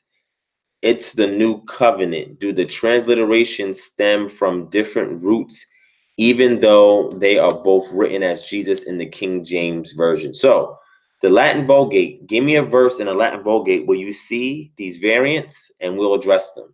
All right. So, if you If you have a link to the Vulgate, there's a couple of places you can get the Vulgate at. Show me what verses you're referring to, so that way we can textually compare them. All right. So we'll look at the Hebrew, we'll look at the Greek manuscripts, and we'll also go into the Syriac manuscripts and compare them with the Latin Vulgate that you're mentioning, and see, what we call the transliterations, and take a look at them to see how they textually compare. All right.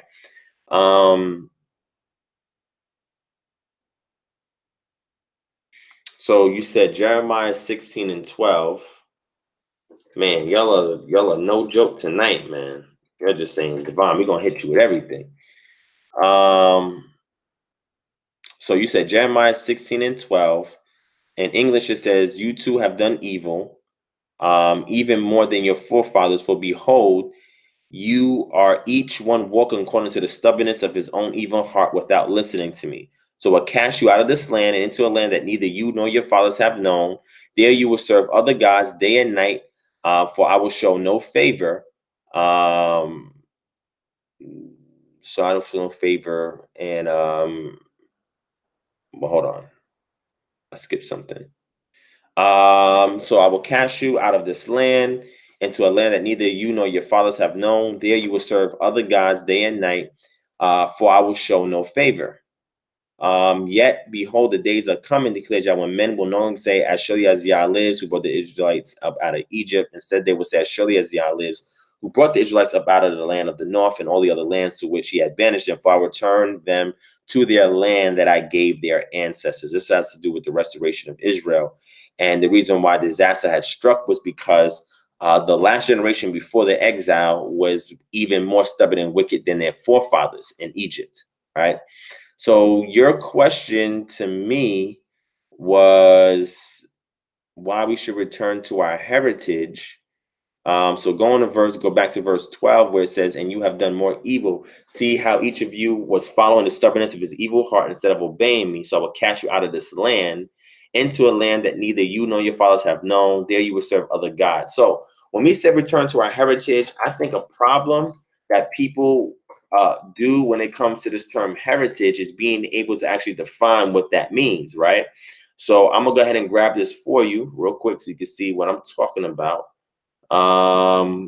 Let's do this. I'll do Isaiah, right? So here we have the word, let me see. We have the word Nahala, right? So Nahala or Nakhala has to do with a possession, property, or inheritance. So most of the time when we hear that word heritage, it's referring to an acquired possession or an acquisition of property that the Israelites were given when they left out of Israel, fought wars in Canaan, and subdued the land. That inheritance or that heritage that they had lost based on their disobedience. And Yah says, when I restore you back as my people, I'm going to give you back this inheritance. So your question in regards to that is why we should return to our heritage. Are you referring to our culture when you are interpreting that term heritage? Because that would be something a little bit different, right? And why it's important for us to return back to our culture, right? But as far as the heritage, a lot of times we see that word heritage is referring to a possession or acquisition of land, right? When you see heritage, culture is a little bit different, right? That's something that we need to be restored back unto so we can properly address our creator and what he requires of us. All of that is in our cultural mandates, right? So yes, we have an obligation to return back to our culture, because what it does is that it removes us from what we call the curses and puts us back into obedience, proper obedience with Yah. All right.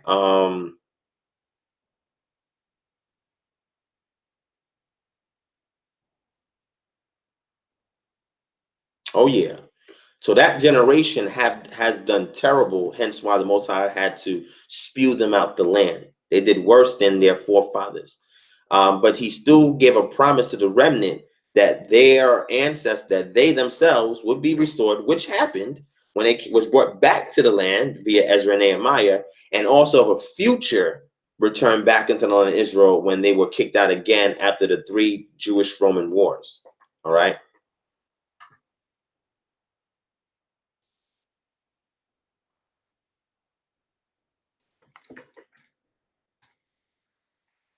All right, family. I'm gonna be a few more minutes and then I'm out of here. All right, so somebody asked me to tackle Devarim 22 and 5. Lo yiye keli geber al Isa velo yilbash geber simlat Isa ki tau abat Yahweh Eloheka chal ose ele. Or ele, excuse me. Okay. Give me 1 second. Give me 1 second.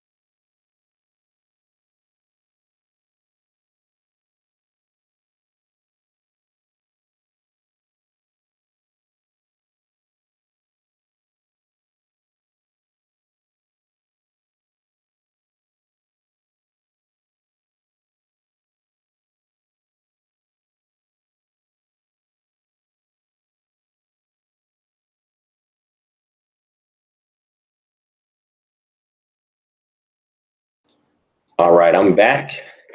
Apologize for that, family. All right, so let's get back in Deuteronomy 22 and 5. All right, so 22 and 5, a lot of times people misinterpret that. And when you actually study to see what was going on, the reason why it was saying that a woman should not put on a man's garment, man should not put on a woman's garment, especially in the case where a woman put on a man's garment, it pertains to things that refer to and we got the word there. Hold on, let me go back to it. We have the word there as geber, and geber has to do with a mighty man or a man of war. So a woman should not put on the garments that a man of war would put on, because then she is not going to be acknowledged or recognized as a civilian, but then she would be a combatant. So that way, if there was a rage or anything like that, then she would be put to death or she would be killed.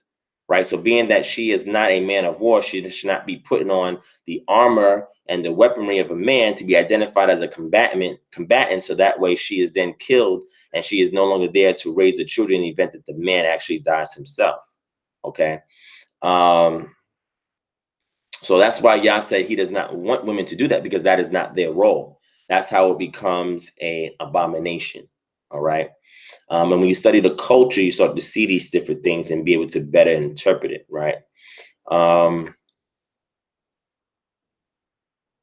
And the same thing for the geber, because the word there is not ish, meaning man, but it's a geber. A mighty man should not also wear the garments of a woman, because if you are a soldier, why are you dressing up like a woman to avoid warfare or combat? Shouldn't be doing that. Okay, so that's what the text is really speaking about there, and it's not really in our contemporary understanding of what a male garment is, a woman's garment. Now we can extract that principle and create a halakhah out of it, right? But in regards to the contextual context of that historical period of time, that's what it's referring to. So hopefully that gives you some insight or understanding on that.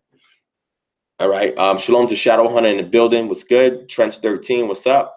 Where can I get the best Hebrew English interpretation of the Bible? Glad you asked that. I'm going to go ahead and show that to you. The one that I recommend for people who are trying to get into the language. This is going to be the best one that you want to get. It's the one that I recommend to my students. Right, here's the link for you right here. You can click onto that and you can go ahead and place your order for that one. All right, there's also a PDF version as well. All right, DJ, that happens all the time. That's why I got my moderator there to put things in check, but that does happen all the time. So, but you know, I'm prepared for that. I just want people to stay, you know, to focus on the message, so that way we can actually have a constructive discussion and not be distracted. Okay, Nine. I don't. That is very random. So I'm gonna put you on timeout for now, because that is extremely distracting. Hopefully, when you come back, you're gonna be able to add some input or ask a question that is relevant to the discussion that we're having right now. All right. So Trent 13, click that link there, and I'll check that out. Anytime, J Lockhart 25, no problem.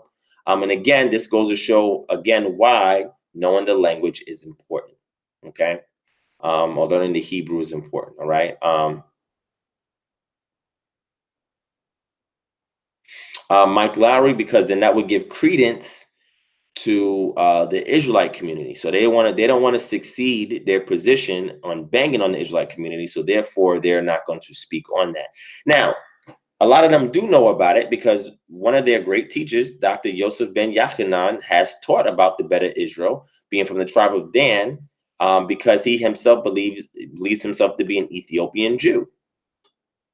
When you see the first Israelite communities that started in New York and Chicago, they were Ethiopian based. So there's always a connection there, but they don't want to address that connection. Chris, I understand, Chris. Don't worry about it. You good. Ariyahu, people troll to distract away, because the information that's going forth is actually constructive, productive, and is not controversial. So they say things to distract other people that's really trying to come in here to learn. Right. So people who are familiar with the KSM channel, we're all about edifying, educating, equipping, and encouraging the community. And anytime somebody sidetracks or causes to deviate by throwing red herring arguments and discussions and so forth in there, we have to be able to parse them out and separate them, so that way we can continue to have a cohesive, coherent dialogue, so that people can be edified. You feel what I'm saying? So let me see what else you got up in here before I go. I agree, Sean 105. I agree. All right. Let me see what else. What else?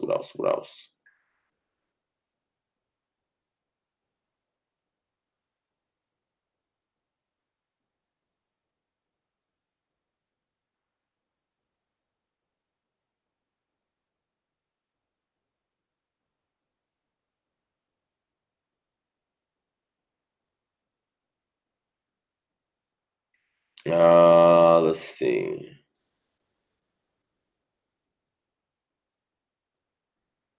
All right, I wanted to read something real quick for y'all before I go. If you have any last minute questions, let me know. Mike Lowry, I do agree. Mike Lowry, have you seen my lecture that I did on autonomy? If not, I put the link there. I'll put it up again. It's the first video in this playlist here. So Mike Lowry, when you get a chance, I want you to click on that link. Check out that first video, which is entitled A Consultation on Using Proactivism to Implement Autonomy in the Black Community. Real Black Power. Check that out. And then check the second video out after that, which is called Globalizing Black Power. All right. Check out both those videos, Mike Lowry, when you get a chance, and give me your feedback. All right. Click that link right above your last comment and check out those 2 videos. All right. Let me know what you think. And we talk about economics in both those videos as well. All right. And I'm sure you'll enjoy that. Shout out to my brother Yisha Moore in the building. What's good, Aki? What's good? All right. Oh man, 360 degrees of knowledge media. I guess that's your position on that. You know what I'm saying? So, all right. So I'm gonna let me go ahead and read this last thing, and then I'm gonna end off. I thank y'all for your time. These 2 hours that we spent on here. Well, not even 2 hours, almost 2 hours, hour and 39 minutes. And I'm gonna end off with reading this for you because I want you guys to understand what's the best approach when doing our studies, right? So being that recently I've been addressing the identity matter, I'm gonna transition from that, go into original sin, deal with, when is the Sabbath, and, deal with other things. I've been on this wave right now because there's a lot of good information in it that will help us to reconsider our position as Israelites. And it's a paradigm shift in regards to how we acknowledge and establish and convey our identity. And we have to be extremely careful on how we do so, because the previous methods that we use have now, a lot of them have been, investigated to be unfounded, right? And when I first came into what we call this truth, there was a lot of dogmatic things that I subscribed to and believed in. But from that time to now, which has been over 5 years, let me see, 5 years. Yeah, over 5 years, I've evolved from there. You know what I'm saying? And I've evolved by utilizing certain approaches or processes that will help me extract the most accurate position that one can take in our community when conveying to others why we identify the way we identify, right? So what I want you guys to see, no problem, Mike. Hope you enjoy that, right? So Van Coates, no problem. It is my duty to serve the community. That is my obligation. That's the burden that Yah has placed upon me. You guys make it easy, and I appreciate y'all for that. Thank you for that, my sister 916 Shan. Keep up with those videos. You may not realize it, but I watch all your videos. I watch all your videos. So that's a good sister right there. And you guys can also reach out to her, check out her channel if you guys are interested in learning the Hebrew, right? And she's getting into the Greek as well now. So that sister is a beast. So holla at my sister right there. And she's messianic and she's deep with the Hebrew. That's what's up. So shout out to my sister right there. I appreciate that, my brother Dylan. Get some rest, all right? We'll chat tomorrow, okay? All right. So Van Coat says, where can I go for your health guidance? I'll give you the email address if you're interested in that. Shoot an email here. Let us know what your inquiry is. We'll do an assessment and we walk you from there. I had said that I'm going to have to put together a presentation on cancer like I did with eczema. I was supposed to go to asthma and do allergies and do those presentations, but I realized that cancer is much more serious, especially of how it personally impacted me. So that's the next seminar that I'm going to give you guys for free. These seminars, people pay hundreds of dollars to get these seminars. And I've given one of them out on my channel for free. Right, almost all my research on it, I've put it out publicly for you guys to go back and look at. And then I'm gonna do one also on cancer, which is gonna be, I don't know, 100 and something slides as well. And that's gonna give you all the information you need to know what cancer is, how you acquired cancer, and what can be done to reverse that condition. So that way you get back to optimum wellness, right? You get back to the Edenic state. That's why it's called a natural path to Eden. All right.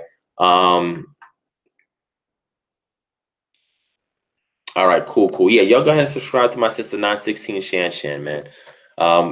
Good sister right there. All right. Yes, Yaakov James, I do have a lecture coming up on the Sabbath because I know I got that a lot, right? And people have asked me about that. All right. All right. So Night, I'm gonna give you another chance. No problem. I'm gonna give you another chance. You troll again, then I'm gonna have to put you out. All right. All right. Thank you, Ariyahu. So let me address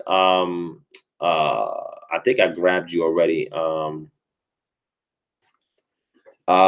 Germ 330 has to do with Dan being excluded in Revelation as opposed to Ezekiel. And that's all based on the understanding within that time frame of the tribe of Dan being excluded out of the promises and their full exile out of the inheritance, right? And that's to do with the understanding that was going around during the 1st century CE. So I'll probably get into that another time. And that's why we see that influence of that understanding creep its way into the book of Revelation, which is the least attested book of the New Testament as it pertains to manuscripts, right? And its inclusion into what we call the canon was a dispute, right? But that's for another conversation. But Ezekiel, I would say in regards to Dan, would be more accurate, right, than what we see from Revelation, which was influenced by understanding the 1st century CE in regards to the tribe of Dan, right? So that's a different discussion, all right?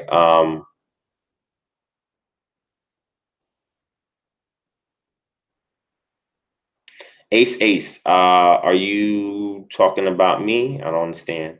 Are you asking me if I spoke today at my assembly? I didn't speak today at my assembly. If y'all watch my lectures, you know, my reader, Frank, he spoke today and he spoke on Purine, right? So he just gave historical background on Purine, right? He did a great job. We've done it before in the past, but cool. All right. All right. So, all right. So let me get to what I really wanted to, no problem, 99. Thank you, Chris, for moderating that. No problem, Ace. I'm assuming you're talking to me, Ace, but my last lecture that I did it 2 weeks ago, 2 weekends ago. And that's up here on this channel. You can check it out. I think it's the 3rd to last video. All right. So Mike Lowry, yes, I incorporate that into my diet. And yes, I do use pink Himalayan salt. Some people would say, oh, some conscious folk will say, well, we don't use pink Himalayan salt because the pink residue that we see in there is at a degree of toxicity to our body.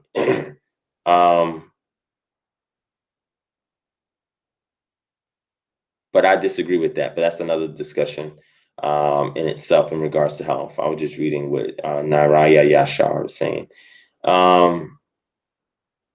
All right, so let me go ahead and just show y'all this real quick. I posted it on my Facebook page, but some of y'all are not friends with me on Facebook. Because some of y'all don't have Facebook, or some of y'all are new to this channel. You can look me up on Facebook, just type in Divine Prospect, or Ron Shields with my personal page, and you guys can add me on there on Facebook. But I put a post on Facebook dealing with 2 things: comparative cultural analysis and cross-cultural analysis, right? So what I'm going to do is I'm going to read this for you so you guys can understand. And then after I do this, I'm going to transition into dealing with the original sin situation on my next live, right? But in regards to assessing the claims of these West African tribes, what process can we put them through in order for us to derive a thesis in regards to the validation of these claims? Because your identity actually hinges upon validation of these claims. All right. Or I would say one major factor of your identity is hinged upon the validation of these claims. So how can you present that to somebody objectively and academically, aside from Deuteronomy 28:68? You know what I'm saying? But there's a way in which you can do that. And all I'm doing is trying to expand your horizon on how you can achieve that, right? So reading this quote for comparative cultural analysis, right? It says, comparative cultural studies draws on social and aesthetic theory to understand how social identities, actions, and desires are produced and practiced in everyday life. The approach is both interdisciplinary and cross-cultural.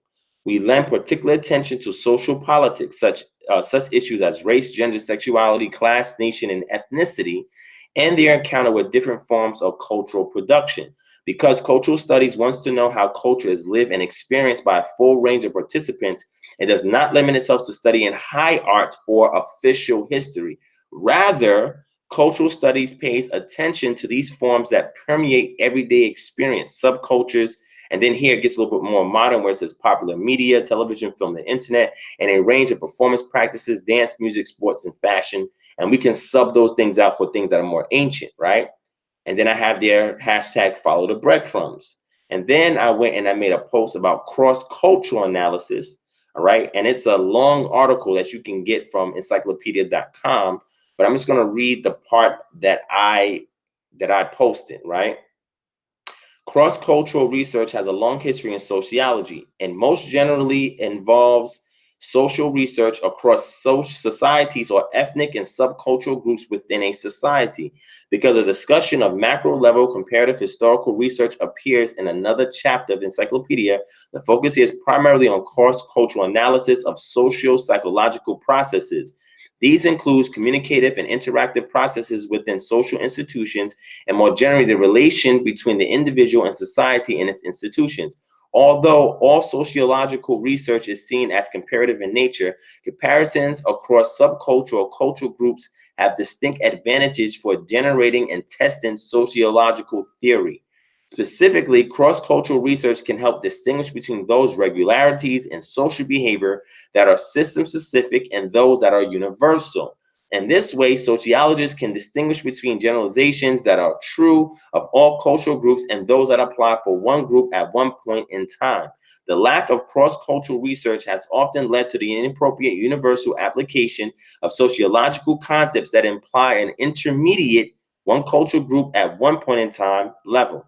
In addition to documenting universal and system-specific patterns in social behavior, cross-cultural analysis can provide researchers with experimental treatments, independent variables, unavailable in their own culture. Thus, specific propositions can be investigated experimentally that would be impossible to establish in a laboratory in the researcher's own country.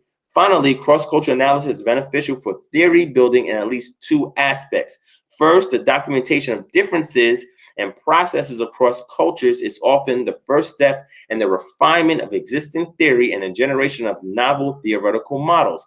And second, cross-cultural analysis can lead to the discovery of unknown facts, behavioral patterns, or interactive processes that suggest new research problems that are the basis for theory refinement and construction. If you took, matter of fact, let me put the link here in the chat so you guys can read the entire article, okay? It's a great article to get an understanding of cross-cultural analysis. This is what I do, looking at ancient Israel's culture as a template and marrying it against West African tribes that make claims to be Israelites, right? And through that deductive study, I'm able to look at the things that are universal across the board, the things that are distinct, and the shared similarities that they have that is independent of other groups, right? And in doing so, you can parse out these things and be able to give a better interpretation. And along the way, it helps you to grow because, like it says here, cross-cultural analysis can lead to discovery of unknown facts, which I have discovered with that process or that methodological approach, behavioral patterns, interactive processes, and other things that suggest new research problems that are the basis for theory refinement and construction.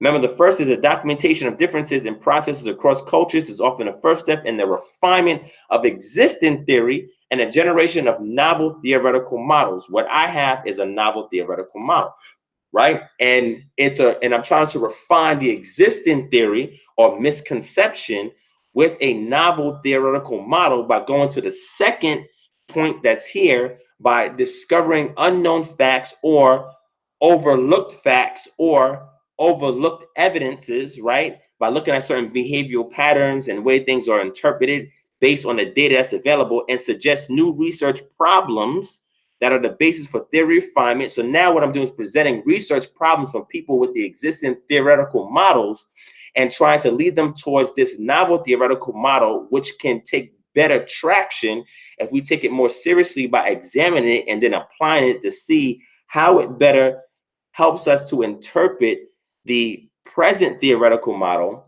by re-examining the existent data, by looking at it through a different lens from things that are glossed over or things that are either ignored or overlooked. So when we put things through this type of process to try and validate these self-identifying Israelite claims as it's quoted by people on the outside that's examining these groups, we can better have a more substantial form of justification in regards to validating our identity as Israelites. And if you're not doing this type of research, then sometimes it becomes very difficult for you to get out of the dogma presuppositions of what you learned, what you was taught, what you hold to be true, when you put it through an objective process that will allow you to yield results that can help to substantiate your assertions for being Israelites. So I know that was a mouthful. I understand it was probably a mouthful, but what I'm trying to get you guys to understand that we have to be able to meet society at this level, because if we're unable to meet them at this level, then not only will our claims not be taken seriously, and it'll be hard for us to compete on certain levels, but also generations that's out there now, the younger generation coming up, is not going to take us seriously as well. We have to challenge academia. We have to challenge the theological norm, the social norm, the political norm. We have to challenge these things. And the best way we can challenge it is having a steadfast, rock solid approach to our studies and the validation of our identity. And we also have to use similar methodology when it comes to establishing what we call doctrine or teachings within our community. And the best way to really undermine a lot of this doctrine that is nothing but a bunch of fluff with little substance is finding the provenance of the idea. Where did it come from? And doing our research from that point on. Okay? So with that being said, I'm hoping that that information was helpful to y'all. And hopefully I was able to address enough questions within this allotted time period. We are now past the 2-hour mark. Okay, so I do want to wrap this up. We are not a camp. KHM is not a camp. It's a virtual congregation of people that are into restorative culture, that is into establishing communities and implementing autonomy. Those are the 3 tenets of KHM. We are a virtual congregation, if you want to call it a congregation, but it's more of a virtual organization of our people that hold and subscribe to those 3 tenets. We are in 9 cities across the U.S. and we're growing. But if you want to know where me and some KHM members in Atlanta congregate at, we congregate at HCA, or Hebrew Congregation of Atlanta. All right, that's where we congregate at. All right, and that's out here in Tucker, Georgia. All right, so if you're interested in linking up with us, let me know and we'll send you the details. You can come check us out. All right. Well, the Reubenite, go back and check out my last lecture. All right. How do we walk it out? And I go in depth into that matrilineal and patrilineal lineage determination. All right. Go ahead and check that out. Oh, thank you, Torah 60. You want the link to that article? I forgot to post it for y'all. But good looking out. That goes to show that y'all paying attention. Here's the link for that. All right, click on that and enjoy. Take your time to read through it. And again, understanding the cross-cultural analysis approach will help you to better establish a case for identity in regards to West African tribes claiming to be Israelites and our claim to be Israelites as well. All right, and if we can't substantiate our assertion, then it's not really a claim. Or if it is a claim, it's a weak claim or a faulty claim or a flawed claim, because you got to examine all the cons and all the opposition to those claims and be able to understand what they are and why those arguments are being made. And I try my best to go through all this information and give you guys a truncated explanation, right? Or try to explicate all of this deep stuff. Sometimes it still come across deep for some people, but I think those of you who have been following this for a while are catching on. And I thank the Most High for the bright minds and spiritual prowess of those who are in this channel tonight. I appreciate y'all. Y'all keep us going. All right. So thank you. I love y'all. As far as live Shabbat classes, John Doe, I'm considering doing those, even if it's like for an hour. Normally, when we don't go to Shabbat, I do a Shabbat class with my family. I had put out on Facebook before. If people are interested in seeing that or me live streaming that, if y'all want me to, I can do so.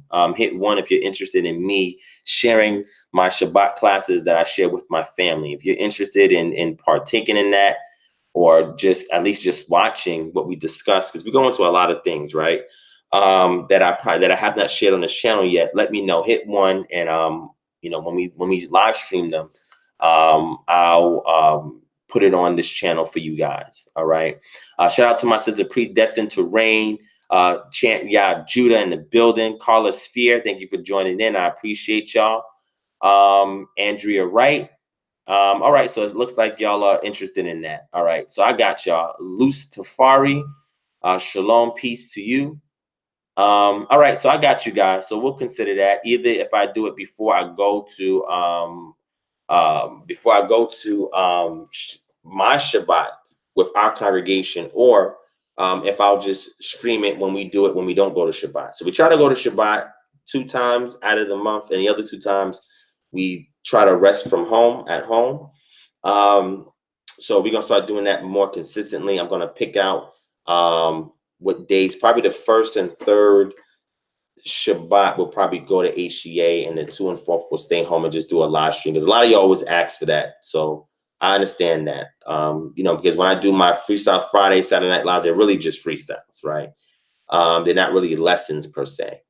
Shout out to John Doe in the building. Mike Lowry, yes, I did watch that documentary. It's a lot of information. It's over 3 hours long. I've spoken to Ronald Dalton. I've done a show with him. It's you know, more than one show with him. One of those shows are here on this channel. Has almost 30,000 views on it. Go ahead and check it out. That's when me and him had a dialogue with Harry Rosenberg. And also, family, I have a discussion with Harry Rosenberg coming up. Yeah, and that's going to be who is a Jew.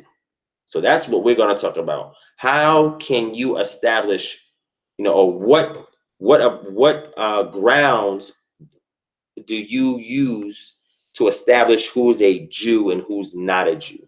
So that's the discussion I'm going to have with Harry, and that's coming up soon. And not just him, I'm also going to be speaking to some other Orthodox Jews as well on the same subject matter, all right? And why the need of our own Halakhah is important to establish our own testimony of why we subscribe to being Israelites, all right? So stay tuned for that, all right? Sean is crazy. Ariyahu, on this channel, I did a video on the Sabbath, right? On evening to evening, or from day break to sunset. Go and type up Sabbath on this channel, and the video is there, right? Or I'll just post it in here for you. I'll make it easier for you, and I'll post it in here for you. I did 2 videos on it. So here's the link. Click on that, Ariyahu, and you'll see my position in regards to the Sabbath, all right? Yes, Shamor, I know I'm throwing it in as well. It's 3:30 in the morning. Thank y'all for rocking out. We had almost 100 people in the building. I appreciate y'all. Anybody want some last minute shout outs? Hit 2 if you want a last minute shout out. Let me close out. All right, I pray the Most High will look over each and every one of you, the tutelary spirits that is assigned to you, that they watch over you, they protect you, and that you guys have been able to extract enough edification in here to help you out with your journey. If there's anything that me or Kingdom Harbinger Ministries can do for you guys, email us at kingdomharbinger@gmail.com, and we'll do our best to address your inquiries based on the order in which it was received. Shout out to Donnell Jones in the building. Shalom to you as well. Again, if you want a last minute shout out, hit 2. I pray that you have the guidance that you need, that you guys are seeking everything you need to get from your culture. Your culture has been established via interdisciplinary means of utilizing the literature that our ancestors had left behind, as well as the archaeology, in order for us to determine how they lived and what they've put in place for us to live today, and how we can take that, create a Halakhah from it, so that we can apply what was left behind by their ancestors in this contemporary society and yield results like they were yielding results. All right. So with that being said, family, I love you. Thank you guys for watching. Stay tuned to our next Freestyle Friday session, or our Saturday Night Live session. And again, I'm going to consider some things that we discussed on here as well. And if there's anything else that you want me to speak on, teach you, anything else we can help you out with, feel free to email us at kingdomharbinger@gmail.com. Let me post that here so you guys can have it. No problem, Night. Don't sweat it. You know, you're forgiven, no problem. There's the email address if you guys need us. If you guys need some assistance in regarding debt, or debt collector notices or anything like that that we can help you guys out with, you can email us here.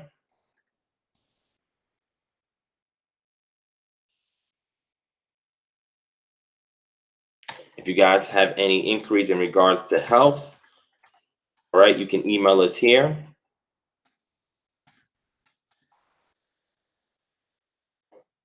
All right.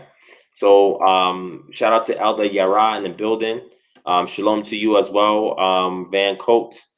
Tim Lindley, thank you for joining in. Shalom to you as well. Anytime Ariyahu, that's what I'm here for. That's what we are here for. We have a village mentality. So between me, the people in the group, some people in the chat are members of KHM, so are not members of KHM. This is intended to be extremely constructive, right? Hence why I don't like the deviation, the distractions, and the trolls and stuff like that, because people are really trying to learn and trying to grow in this walk and trying to get meat now, right? Because a lot of people that jump into KHM are people that are trying to get meat. And there's some people that jump in here for the first time after being newly awoken, getting the meat, right? And sometimes even eclipsing the milk, right? But we go over enough. There's enough information on this channel that you can get the milk and the meat, all right? The only difference is, you know, what the Jewish Halakhah says, you can't mix the milk with the meat. Can't mix the dairy with the meat.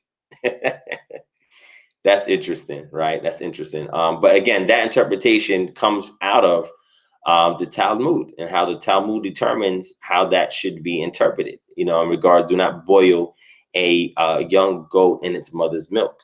You know what I'm saying? And what that means, right?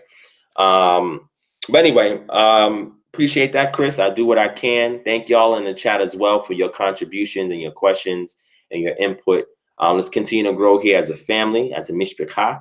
And let's continue to give our due diligence and our duty to the Most High, as well as to our community. Let's take obligation to clean things up, especially what I spoke about earlier when I spoke about Yirmiyahu chapter 29 in regards to intervening on behalf of the city, so that way it may have peace, so that we may have peace, right? Support the Greenhaven initiative. Go to www.greenhaven-ga.org. I'll put it here in the chat so you'll have it. And we need you guys' help and assistance on that so we can get this thing on and popping. All right. And shout out to my brother Azazaya Ban Yahawada in the building. Appreciate you for joining in as always. And with that being said, family, I love y'all. Y'all get some rest, all right? Peace and shalom.